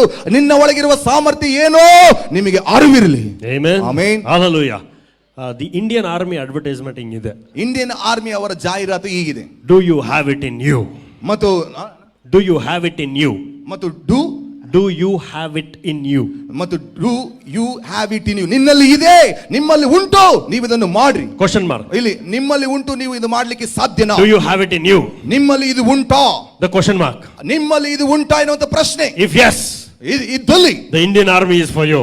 ಇಂಡಿಯನ್ ಆರ್ಮಿ ನಿಮಗಾಗಿ. Amen. Amen. So if you know who you are in Christ, ಅಂದ್ರೆ ನೀವು ನಿಮ್ಮೊಳಗೆ ನೀವು ಕ್ರಿಸ್ತನಲ್ಲಿ ಯಾರಾಗಿದ್ದೀರಂತ ಅರಿವು ನಿಮಗಿದ್ದಲ್ಲಿ, if you know that that Christ dwells in you, ನಿಮ್ಮ ಒಳಗೆ ಕ್ರಿಸ್ತನು ವಾಸ ಮಾಡ್ತಾನೆ ಅನ್ನುವಂತ ಪರಿಜ್ಞಾನ ಇದ್ದಲ್ಲಿ, then you know that you are the house of God. ಆಗ ನಿಮಗೆ ಗೊತ್ತಾಗಬಿಟ್ಟಿರುತ್ತದೆ, ಈಗಾಗಲೇ ನಾನು ದೇವರ ಆಲಯ ಅಂತ. That you are the house of prayer. ನೀವು ಪ್ರಾರ್ಥನಾ ಆಲಯ ಅಂತ ಹೇಳಿ, That you are the house of power. ಮೂರನೇದಾಗಿ ನೀವು ಶಕ್ತಿ ಆಲಯವಾಗಿದ್ದೀರಿ ಅಂತ ಹೇಳಿ ಅರಿವಿರುತ್ತದೆ. Amen. Amen. Verse 5, the Bible says he healed them all. ವಾಕ್ಯ ಹೇಳುತ್ತದೆ, ಆಲಯದಲ್ಲಿ ಬಂದಂತ ಎಲ್ಲಾ ರೋಗಗಳನ್ನು ಗುಣಪಡಿಸಿದನು. All the sick will be brought, they will be driven automatically to you. ಹೌದು, ಬೇರೆ ಎಲ್ಲಾ ರೋಗಗ್ರಸ್ತವಾದ ಜನರು ಅಂದುಕೊಳ್ಳದಂತೆ ನಿನ್ನ ಕಡೆಗೆ ಅವರು ಬಂದು ಬೀಳ್ತಾರೆ, ಅವರು ಎಳೆಯಲ್ಪಡ್ತಾರೆ.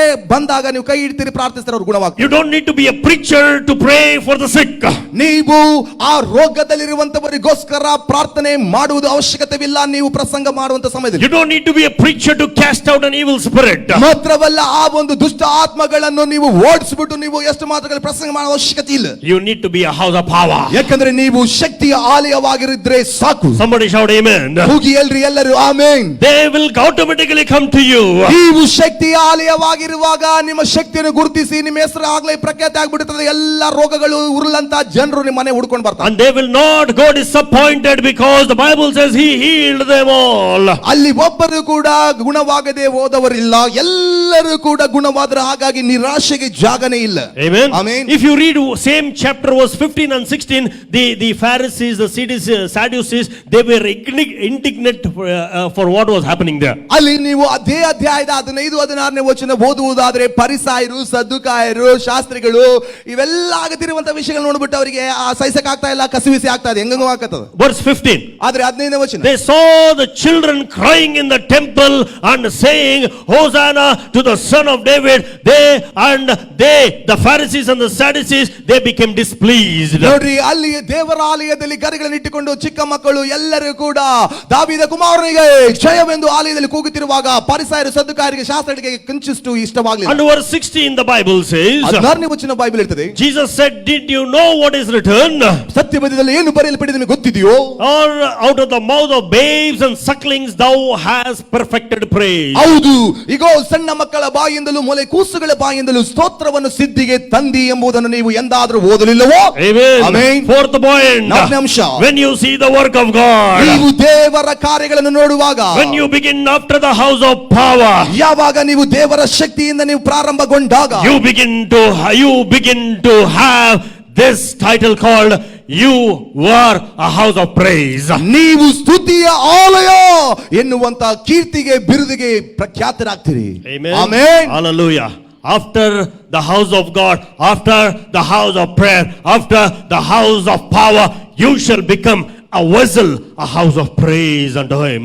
Amen. ಮೊದಲನೇದಾಗಿ ನೀವು ದೇವರ ಆಲಯವಾಗ್ತೀರಿ. ದೇವರ ಆಲಯ ಆದ ಬಳಿಕ ಪ್ರಾರ್ಥನಾಲಯವಾಗ್ತೀರಿ. ಪ್ರಾರ್ಥನಾಲಯವಾದ ಬಳಿಕ ಶಕ್ತಿ ಆಲಯ ಆಗ್ತೀರಿ. ಶಕ್ತಿ ಆಲಯ ಆದ ಬಳಿಕ ಸ್ತುತಿ ಸಲ್ಲಿಸುವ ಆಲಯ ಆಗ್ತೀರಿ. Amen. Amen. Hallelujah. You shall become a vessel of praise and worship unto God. ನೀವು ದೇವರನ್ನು ಸ್ತುತಿ ಆರಾಧನೆ ಮಾಡುವಂತ ಒಂದು ಸ್ವಚ್ಛ ಶುದ್ಧ ಪಾತ್ರೆ ಆಗ್ತೀರಿ. Amen. Amen. Hallelujah. Hallelujah. First thing is you become a house of God. ಮೊದಲನೇದಾಗಿ ನೀವು ದೇವರ ಆಲಯ ಆಗ್ತೀರಿ. That is about you. ಅದು ನೀವೇ. Then you become a house of prayer, that is between you and God. ಎರಡನೇದಾಗಿ ನೀವು ಪ್ರಾರ್ಥನಾಲಯ ಆಗ್ತೀರಿ, ಅಂದ್ರೆ ನೀನು ನಿನ್ನ ದೇವರೊಟ್ಟಿಗೆ ಆಗುವಂತ ವಿಷಯ ಅದು. Then you become a house of power, that is for others, for other people. ಮೂರನೇದಾಗಿ ನೀವು ಶಕ್ತಿ ಆಲಯ ಆಗ್ತೀರಿ, ಅಂದ್ರೆ ನೀವು ಇತರರಿಗೆ ಜನರೊಟ್ಟಿಗೆ ಸಂಪರ್ಕದಿಂದ ಅಲ್ಲಿ ಅನೇಕರು ಬಿಡುಗಡೆ ಸ್ವಸ್ಥತೆ ಹೊಂದುತ್ತಾರೆ. Fourthly, when you become the house of praise and worship, it is only for God. ಮತ್ತು ನಾಲ್ಕನೇದಾಗಿ ನೀವು ಸ್ತುತಿ ಆರಾಧನೆ ಸಲ್ಲಿಸುವ ಆಲಯವಾಗ್ತೀರಿ, ಅಲ್ಲಿ ಕೇವಲ ನೀನು ನಿನ್ನ ದೇವರಿಗೆ ಮಾತ್ರ ಸ್ತುತಿಗಳನ್ನು ಸಲ್ಲಿಸ್ತೀರಿ. He is the only one that deserves the praise and the glory. ಆತನು ಎಲ್ಲ ಸ್ತುತಿ ಘನಮಾನ ಹೊಂದುವುದಕ್ಕೆ ಯೋಗ್ಯನು. Amen. Amen. Hallelujah. Come on, somebody shout house of praise. ಎಲ್ಲರೂ ಕೂಗಿ ಹೇಳೋಣ ಶಬ್ದದಿಂದ, ಸ್ತುತಿಯ ಆಲಯ, ಸ್ತುತಿಯ ಆಲಯ, ಸ್ತುತಿ ಆರಾಧನೆ ಆಲಯ, ಸ್ತುತಿ ಆರಾಧನಾ ಆಲಯ. ಒಬ್ರಿಗೊಬ್ರು ನೋಡಿ ಹೇಳ್ರಿ, ಸ್ತುತಿ ಆರಾಧನಾ ಆಲಯ. ಪಕ್ಕದವರ ಕಡೆಗೆ ನೋಡಿ ಹೇಳ್ರಿ, ನೀನು ಸ್ತುತಿ ಆರಾಧನೆ ಸಲ್ಲಿಸುವ ಆಲಯ, ಸ್ತುತಿ ಆರಾಧನಾ ಆಲಯ, ಸ್ತುತಿ ಆರಾಧನೆ ಆಲಯ. Amen. Amen. Hallelujah. So please understand, praise, worship, glory belongs to him alone. ಸ್ತುತಿ ಆರಾಧನೆ ಘನ ಮಾನ ಮಹಿಮೆ ಎಲ್ಲವೂ ಕೂಡ ಆತನಿಗೆ ಮಾತ್ರ ಸಲ್ಲತಕ್ಕದ್ದು. If you and I do not praise and worship God, ನೀವು ನಾವೇ ದೇವರನ್ನು ಸ್ತುತಿ ಆರಾಧನೆ ಮಾಡದಿದ್ರೆ, the Bible says out of the mouth of babes and sucklings he shall ordain praise and worship. ನೋಡ್ರಿ, ವಾಕ್ಯದಲ್ಲಿ ಹೇಳಿರುವ ಪ್ರಕಾರವಾಗಿ ಆ ಒಂದು ಸ್ತುತಿ ಆರಾಧನೆ ನಾವು ಮಾಡದೆ ಹೋದಲ್ಲಿ ಚಿಕ್ಕ ಮಕ್ಕಳ ಬಾಯಿಂದಲೂ ಮೊಲೆ ಕೂಸುಗಳ ಬಾಯಿಂದಲೂ ಸ್ತುತಿ ಆರಾಧನೆಯನ್ನು ತರಲಿಕ್ಕೆ ದೇವರು ಶಕ್ತನಾಗಿದ್ದಾನೆ. Amen. Amen. Hallelujah. One day it was an all night prayer in Haryana. Haryana ಪ್ರಾಂತದಲ್ಲಿ ಒಂದು ದಿವಸ ಸಂಪೂರ್ಣ ರಾತ್ರಿ ಪ್ರಾರ್ಥನೆಯಲ್ಲಿ ಇದ್ವು. And I was asked to preach on the Holy Spirit. ನಾನು ಆ ಒಂದು ಪರಿಶುದ್ಧಾತ್ಮನ ಟಾಪಿಕ್ ಮೇಲೆ ಮಾತಾಡುವಂತ ಒಂದು ಬೋಧನೆ ಇತ್ತು. And it was somewhere around 10 people were in the worship team. ಮತ್ತೆ ಆರಾಧನೆ ತಂಡದಲ್ಲಿ 10 ಜನ ಇದ್ದರು.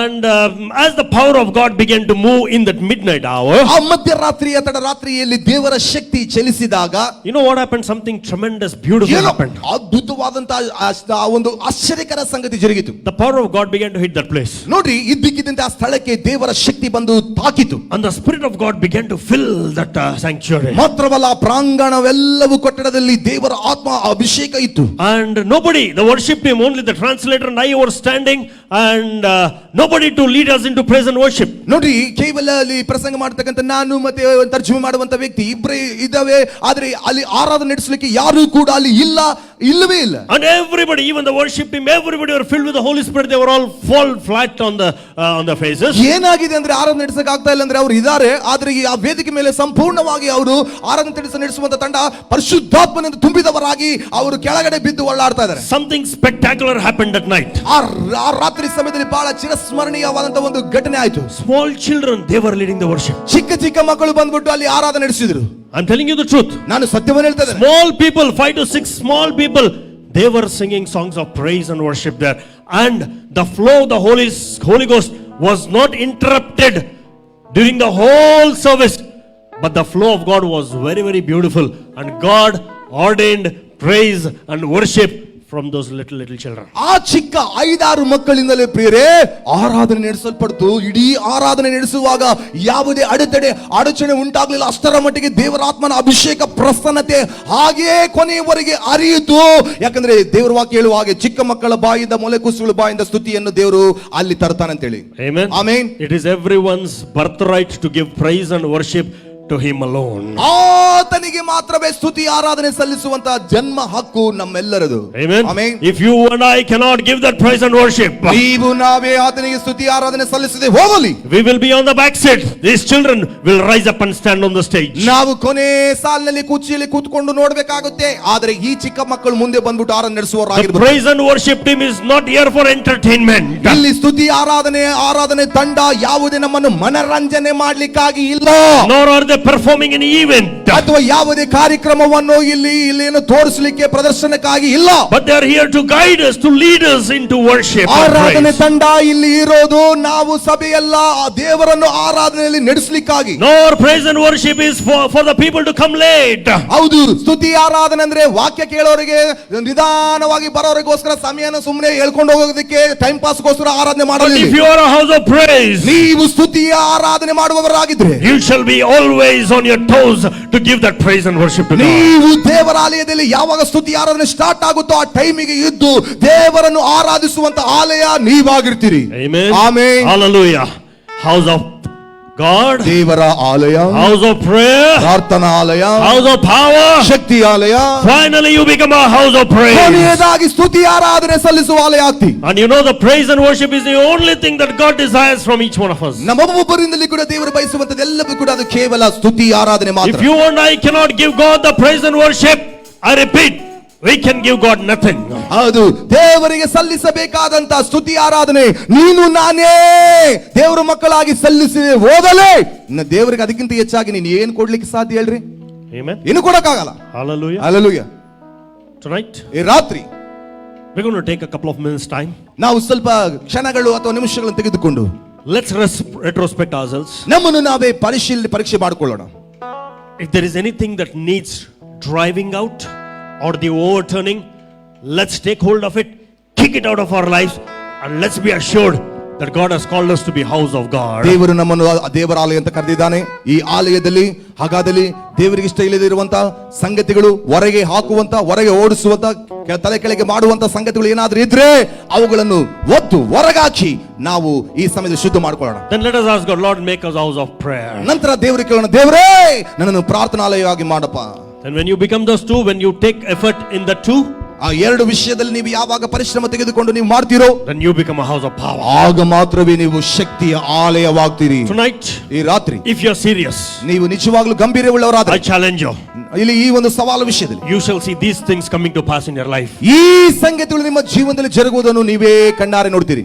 Amen. Amen. Hallelujah. Hallelujah. Are you ready? ನೀವೆಲ್ಲರೂ ಸಿದ್ಧವಾ? Are you ready? ನೀವೆಲ್ಲರೂ ಸಿದ್ಧವಾ? Shall we all stand up in our places? ಎಲ್ಲರೂ ಕೂಡ ಇರುವಂತ ಜಾಗದಲ್ಲಿ ಎದ್ದು ನಿಂತುಕೊಳ್ಳೋಣ. I give you 2 minutes time. ನಾನು 2 ನಿಮಿಷಗಳ ಕಾಲ ಕೊಡ್ತೇನೆ.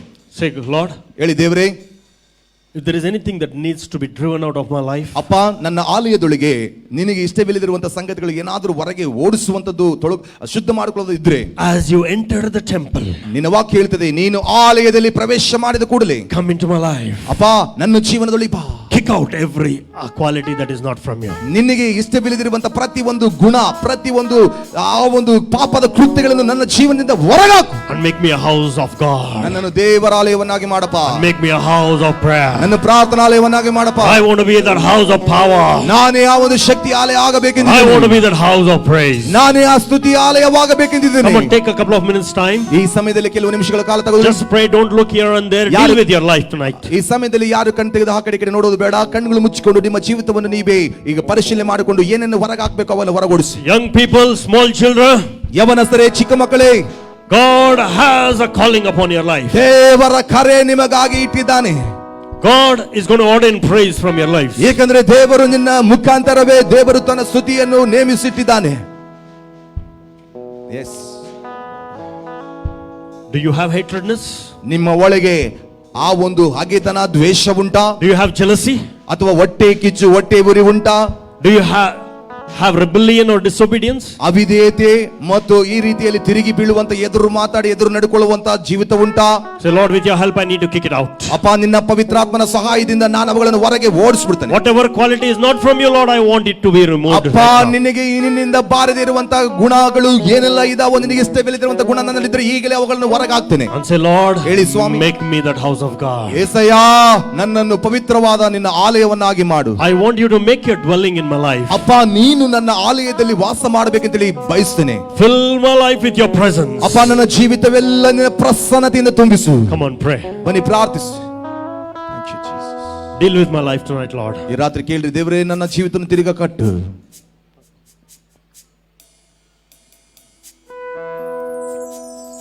I want to be that house of God. ನಾನೇ ಆ ಒಂದು ದೇವರ ಆಲಯವಾಗಿರ್ಲಿಕ್ಕೆ ಬಯಸ್ತೇನಪ್ಪ.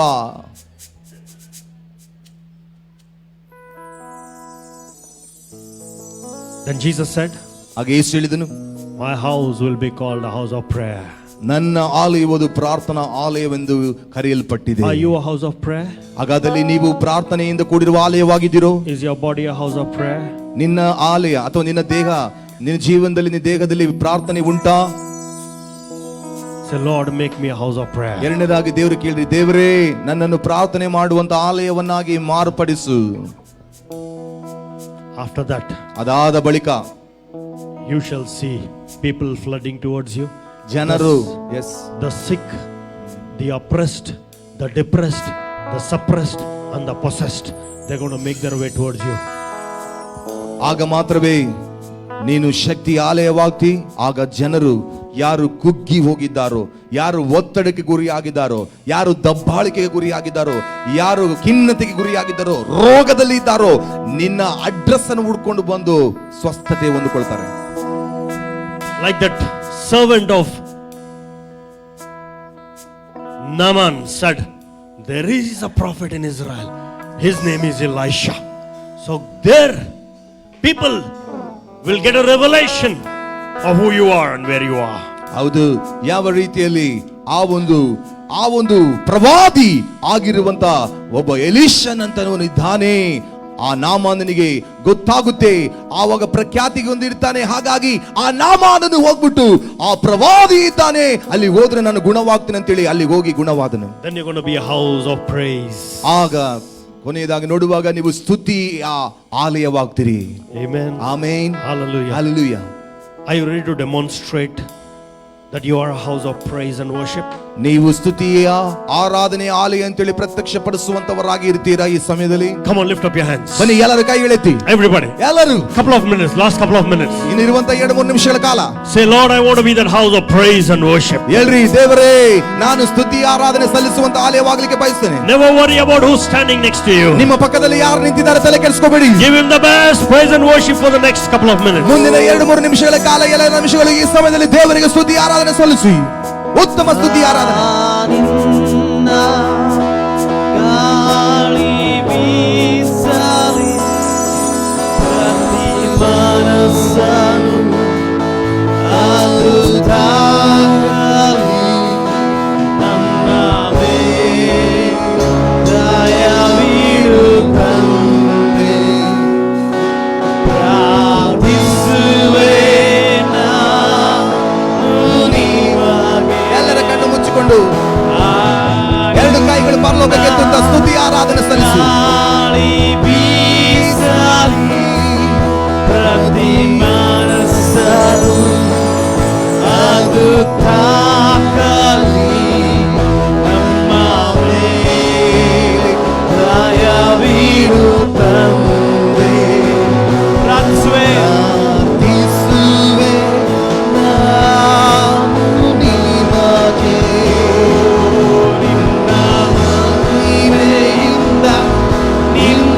ಶಕ್ತಿಯಿಂದ ಇನ್ನೊಮ್ಮೆ ನನ್ನನ್ನು ಅಭಿಷೇಕಿಸು.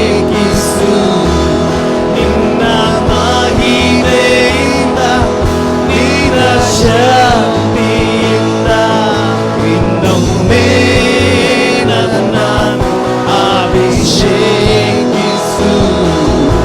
ಓ ಪಾಪರಿ ಶುದ್ಧಾತ್ಮನೇ, ಪಾಪರಿ ಶುದ್ಧಾತ್ಮನೇ, ಪಾಪರಿ ಶುದ್ಧಾತ್ಮನೇ,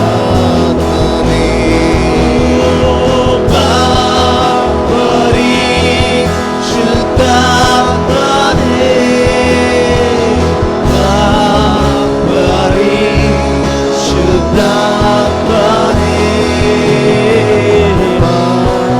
ಪಾಪರಿ ಶುದ್ಧಾತ್ಮನೇ. Now we're going to do something. ಈಗ ಒಂದು ವಿಷಯ ಮಾಡ್ಲಿಕ್ಕಿದ್ದೇವೆ. I want you to turn to your neighbor ಈಗ ನಿಮ್ಮ ಪಕ್ಕದವರ ಕಡೆಗೆ ತಿರುಗಿ and just hold their hands like this. ಅವರ ಕೈಯನ್ನು ಹೀಗೆ ಜೋಡಿಸಿ Begin to pronounce the blessing of God upon their lives. ಅವರ ಜೀವನದ ಮೇಲೆ ಹೀಗೆಲೇ ಬಾಯಿ ತೆಗೆದು ಆಶೀರ್ವಾದಗಳನ್ನು ನುಡಿಯಿರಿ. This is something the Lord is prompting me to do. ಇದನ್ನೇ ಮಾಡ್ಲಿಕ್ಕಾಗಿ ಪವಿತ್ರಾತ್ಮನ ಪ್ರೇರೇಪಿಸ್ತಾ ಇದ್ದಾರೆ. Just look to your neighbor. ನಿಮ್ಮ ಪಕ್ಕದವರು ನೋಡಿ. Find somebody. Don't stand alone. ಒಬ್ಬರಾಗಿ ನಿಂತುಕೊಳ್ಳಬೇಡ್ರಿ. ನಿಮ್ಮ ಪಕ್ಕದಲ್ಲಿ ಯಾರಾದರೂ ಒಬ್ಬರ ಕಡೆಗೆ ಹೋಗಿ, Whoever you may be, ನೀವು ಯಾರೇ ಆಗಿರ್ಲಿ, whichever place you may have come from, ಯಾವ ಸ್ಥಳದಿಂದ ಆದರೂ ಬಂದಿರಬಹುದು, look to your neighbor. ನಿಮ್ಮ ಪಕ್ಕದವರು ನೋಡಿ. Hold their hands like this. ಅವರ ಕೈಯನ್ನು ಹೀಗೆ ಜೋಡಿಸಿ Begin to pronounce the blessing of God ಅವರ upon their lives. ಜೀವನದ ಮೇಲೆ ಒಬ್ಬರಿಗೊಬ್ಬರು ಆಶೀರ್ವಾದಗಳನ್ನು ನುಡಿಯಿರಿ. Just begin to pray for them. ಅವರಿಗೋಸ್ಕರ ನೀವು ಒಬ್ಬರಿಗೊಬ್ಬರು ಪ್ರಾರ್ಥಿಸಿ. I don't want anybody to stand alone. ಯಾರು ಒಂಟಿಯಾಗಿ ನಿಂತುಕೊಳ್ಳಬಾರದಂತ Just ಬಯಸ್ತೇನೆ. say, just begin to bless them. ಈಗಲೇ ಒಬ್ಬರಿಗೊಬ್ಬರು ನೀವು ಈ ರೀತಿಯಲ್ಲಿ ದೇವ ಆಶೀರ್ವಾದ ನುಡಿಯಿರಿ. Come on, something will happen tonight. ಈ ರಾತ್ರಿ ಏನೋ ಸಂಭವಿಸಲಿಕ್ಕಿದೆ. Tell them, Lord, with the authority that you have given me, ಹೇಳ್ರಿ, ದೇವರೇ ನನಗೆ ಕೊಟ್ಟಿರುವಂತ ಅಧಿಕಾರದ ಮೇರೆಗೆ as a house of God, ನಾನು ದೇವರಾಲಯವಾಗಿ, as a house of prayer, ಪ್ರಾರ್ಥನಾಲಯವಾಗಿ, as a house of power, ಶಕ್ತಿಯಾಲಯವಾಗಿ as a house of praise, ಮತ್ತು ಸ್ತುತಿಯಾಲಯವಾಗಿ I pronounce blessing on my brother and my sister. ನನ್ನ ಸಹೋದರ ನನ್ನ ಸಹೋದರಿಯ ಮೇಲೆ ಈಗಲೇ ಆಶೀರ್ವಾದಗಳನ್ನು ನಾನು ಪ್ರಕಟಿಸ್ತೇನೆ. Come on, say it. ಓ ಹೇಳಿ, Every problem, drive it out of their lives right now in Jesus' name. ಪ್ರತಿ ಒಂದು ವಿಧವಾದಂತಹ ಸಮಸ್ಯೆಗಳು ಅವರ ಜೀವನದೊಳಗಿಂದ ಹೊರಗೆ ಈಗಲೇ ಯೇಸು ನಾಮದಲ್ಲಿ ಓಡಿಸಲ್ಪಡಲಿ. Come on, overturn every quality of the evil one from their lives. ಈಗಲೇ ಒಬ್ಬರಿಗೊಬ್ಬರು ಅವರ ಜೀವನಾಲಯದಲ್ಲಿರುವಂತಹ ಪ್ರತಿ ಒಂದು ಬೇಡವಾದಂತಹ ಎಲ್ಲ ಗುಣಗಳು ಬಿಟ್ಟು ತೊಲಗಲಿ, ಓಡಿಸಿರಿ. And speak the blessing of God upon their lives. ಎರಡನೇದಾಗಿ ಅವರ ಜೀವನಗಳಿಗೆ ಒಬ್ಬರಿಗೊಬ್ಬರು ದೇವಾಶೀರ್ವಾದಗಳನ್ನು ನುಡಿಯಿರಿ. Tell them, Lord, I bless them with the authority that you give me. ಅಪ್ಪ, ನೀ ನಮಗೆ ಕೊಟ್ಟಿರುವಂತಹ ಅಧಿಕಾರದ ಮೇರೆಗೆ ಈ ಮಗನನ್ನು ಈ ಮಗಳನ್ನು ನಾನು ಆಶೀರ್ವದಿಸ್ತೇನೆ. Come on, pray. ಪ್ರಾರ್ಥಿಸಿ, ಈ ರೀತಿ Pray with all your heart. ನಿಮ್ಮ ಹೃದಯಪೂರ್ವಕವಾಗಿ ಪ್ರಾರ್ಥಿಸಿ. And right now, ಈಗಲೇ the power of God is going to minister to them. ದೇವರ ಶಕ್ತಿ ತಾನೇ ಅವರನ್ನು ಉಪಚರಿಸಲಿಕ್ಕಿದೆ, ಬಿಡುಗಡೆ ಕೊಡ್ಲಿಕ್ಕಿದೆ. Come on, pray for them. ಅದಕ್ಕಾಗಿ ಒಬ್ಬರಿಗೊಬ್ಬರು ಪ್ರಾರ್ಥಿಸಿ. Something is happening for somebody. ಈಗಲೇ ಯಾರಿಗೋ ಪ್ರಾರ್ಥನೆ ಮಾಡಿಕೊಳ್ಳುವಾಗ ಏನೋ ಸಂಭವಿಸ್ತಾ ಇದೆ. Because there is a revelation of the identity of God in your life. ನಿಮ್ಮ ಜೀವನದಲ್ಲಿ ದೇವರ ಗುರುತಿನ ಬಗ್ಗೆ ಒಂದು ಪ್ರಕಟಣೆ ಇದೆ. There is a revelation of God's identity. ದೇವರ ಗುರುತಿನ ಬಗ್ಗೆ ನಿಮ್ಮ ಜೀವನದಲ್ಲಿ ಪ್ರಕಟಣೆ ಉಂಟು. And pray like this now. ಈಗ ಈ ರೀತಿ ಪ್ರಾರ್ಥಿಸಿ. I cast out in the name of Jesus ಯೇಸುವಿನ ನಾಮದಲ್ಲಿ, ಯೇಸುವಿನ ನಾಮದ ಹೊರಗೆ ಓಡಿಸ್ತೇನೆ every quality that is not from God. ದೇವರಿಂದ ಇಲ್ಲದೆ ಬರದೇ ಇರುವಂತ ಪ್ರತಿ ಒಂದು ಗುಣಗಳನ್ನು And begin to bless them in the name of Jesus. ಹೊರಗೆ ಓಡಿಸ್ತೇನೆ. ಯೇಸುವಿನ ನಾಮದಲ್ಲಿ ಅವರನ್ನು ಆಶೀರ್ವದಿಸ್ತೇನೆ ಅಂತ ಹೇಳ್ರಿ. Come on, pray. ಬನ್ನಿ ಒಬ್ಬರಿಗೊಬ್ಬರು ಪ್ರಾರ್ಥನೆ ಮಾಡ್ರಿ, ಪ್ರಾರ್ಥಿಸ್ಕೊಳ್ಳಿ. ನಿನ್ನ ಶಕ್ತಿಯಿಂದ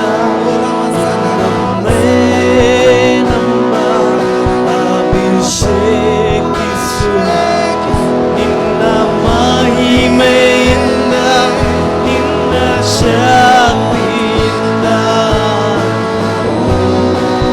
ನಮ್ಮನ್ನು ಅಭಿಷೇಕಿಸು.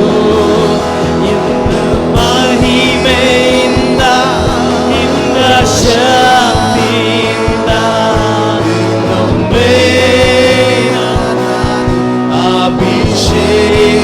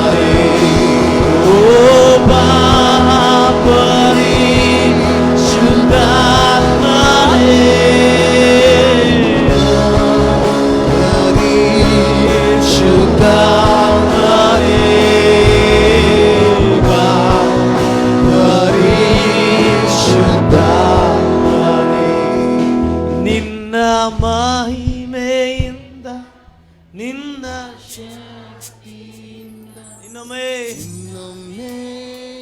ನನ್ನನ್ನು ಅಭಿಷೇಕಿಸು. ಗಟ್ಟಿಯಾಗಿ ಹೇಳ.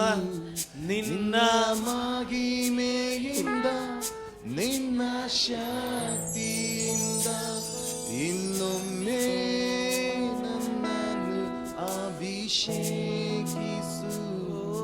ನಿನ್ನ ಮಹಿಮೆಯಿಂದ ನಿನ್ನ ಶಕ್ತಿಯಿಂದ ಇನ್ನೊಮ್ಮೆ ನನ್ನನ್ನು ಅಭಿಷೇಕಿಸು.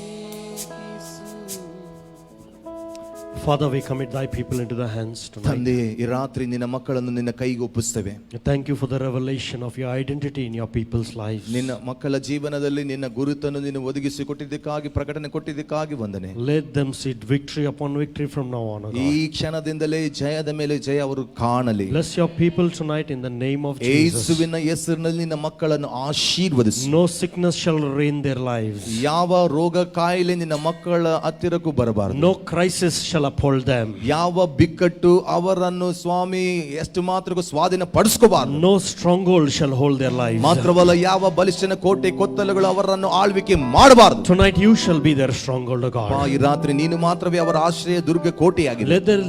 Let them experience that power of the Holy Ghost in their lives. ಅವರೊಬ್ಬೊಬ್ಬರ ವ್ಯಕ್ತಿಗತ ಜೀವನದಲ್ಲಿ ಪರಿಶುದ್ಧಾತ್ಮನ ಶಕ್ತಿಯನ್ನು ಅವರು ಅನುಭವಿಸಲಿ. Let them see that breakthrough in their lives and in their families in the name of Jesus. ಯೇಸುವಿನ ಹೆಸರಿನಲ್ಲಿ ಅವರ ವ್ಯಕ್ತಿಗತ ಜೀವನದಲ್ಲಿ, ಕುಟುಂಬ ಜೀವನದಲ್ಲಿ ದೊಡ್ಡ ಬದಲಾವಣೆಯ ಸ್ಫೋಟಕ ತಿರುವು ನೋಡಲಿ. Somebody here. ಇಲ್ಲಿ ಒಬ್ಬರಿದ್ದಾರೆ. Somebody here. ಇಲ್ಲಿ ಒಬ್ಬರಿದ್ದಾರೆ. Whatever has happened is happened for good. ಏನೆಲ್ಲ ಜರುಗಿದೆಯೋ ಅದು ನಿನ್ನ ಒಳ್ಳೆಯದಕ್ಕೋಸ್ಕರವೇ ಜರುಗಿದೆ. The Lord has brought you out up from the pit.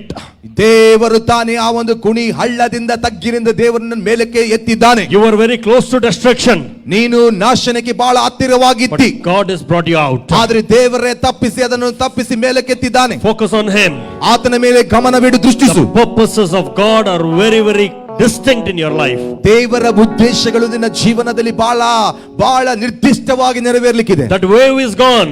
ಆ ಒಂದು ಗಾಳಿ ಬೀಸ್ತಾ ಇದೆ. The fresh cloud of God is upon your life. ದೇವರ ತಾಜಾ ಮಹಿಮಾ ಮೇಘವು ನಿನ್ನ ಜೀವನದ ಮೇಲೆ ಇದೆ. If you know that I am talking to you, just say amen and receive this word. ಈ ಸ್ಥಿತಿಯನ್ನು ನಾನು ಯಾರಿಗೆ ಮಾತಾಡ್ತಾ ಇದ್ದೇನೋ ಆ ವ್ಯಕ್ತಿ ನೀನೇ ಅಂತೇಳಿ ನಿನಗೆ ಅನಿಸುವುದಾದಲ್ಲಿ ಯೇಸುವಿನ ನಾಮದಲ್ಲಿ ಆಮೆನ್ ಅಂತ ಸ್ವೀಕರಿಸಿಕೋ. No more looking to the past.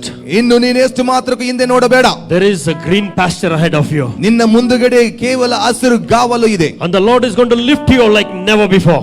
ಯಾವತ್ತಿಗೂ ಇನ್ನೆಲ್ಲದಂತ ರೀತಿಯಲ್ಲಿ ದೇವರನ್ನ ಮೇಲೆ ಕೆತ್ತಲಿಕ್ಕಿದ್ದಾನೆ. Mark my words tonight. ಈ ರಾತ್ರಿ ನನ್ನ ಮಾತುಗಳನ್ನು ನೀನು ಗುರುತಿಸು. You are out of the pit and you are heading towards a great blessing. ನೀನು ಆ ಒಂದು ಕುಣಿಯಿಂದ ಎತ್ತಲ್ಪಟ್ಟು ದೊಡ್ಡ ಆಶೀರ್ವಾದದ ಕಡೆಗೆ ಚಲಿಸ್ತಾ ಇದ್ದೀ. Lord, bless your people abundantly. ಈ ರಾತ್ರಿ ಸ್ವಾಮಿ ನಿನ್ನ ಮಕ್ಕಳನ್ನು ಅತ್ಯಧಿಕವಾಗಿ ಆಶೀರ್ವದಿಸು. Let them see that great victory that you have for their lives. ನಿನ್ನ ಮಕ್ಕಳಿಗೆ ಜೀವಿತಕ್ಕೆ ಇರತಕ್ಕಂತ ದೊಡ್ಡ ಜಯವನ್ನು ಅವರು ಕಾಣಲಿ. We give you all the glory, honor and praise because you are the only one who deserves it. ನಿನಗೆ ಮಾತ್ರವೇ ಎಲ್ಲ ಸ್ತುತಿ, ಘನ, ಮಾನ, ಮಹಿಮೆ ಸಲ್ಲಿಸುತ್ತೇವೆ, ಯಾಕಂದ್ರೆ ನೀನೊಬ್ಬ ಆತನದ ಹೊಂದುವುದಕ್ಕೆ ತಕ್ಕವನು. In Jesus' exalted name. ಸರಿಸಾಟಿಲ್ಲದ ಯೇಸುವಿನ ನಾಮದಲ್ಲಿ ಪ್ರಾರ್ಥಿಸುತ್ತೇವೆ. Come on, somebody shout amen. ಎಲ್ಲರೂ ಹೇಳೋಣ amen. Give the Lord a loud clap offering and praise. ಕರ್ತನಾದ ಯೇಸುವಿಗೆ ಜೋರಾದಂತ ಸುದ್ದಿಯ ಚಪ್ಪಾಳೆಯನ್ನು ತಟ್ಟಿ ದೇವರನ್ನು ಮಹಿಮೆ ಪಡಿಸೋಣ. ಈ ಸಮಯದಲ್ಲಿ ಒಂದು ಹಾಡನ್ನು ಹಾಡ್ತಿರುವಾಗ ನಮ್ಮ ಕಾಣಿಕೆಯನ್ನು ದೇವರಿಗೆ ಸಮರ್ಪಿಸೋಣ. ದಯವಿಟ್ಟು ಕೂತ್ಕೊಳ್ಳೋಣ.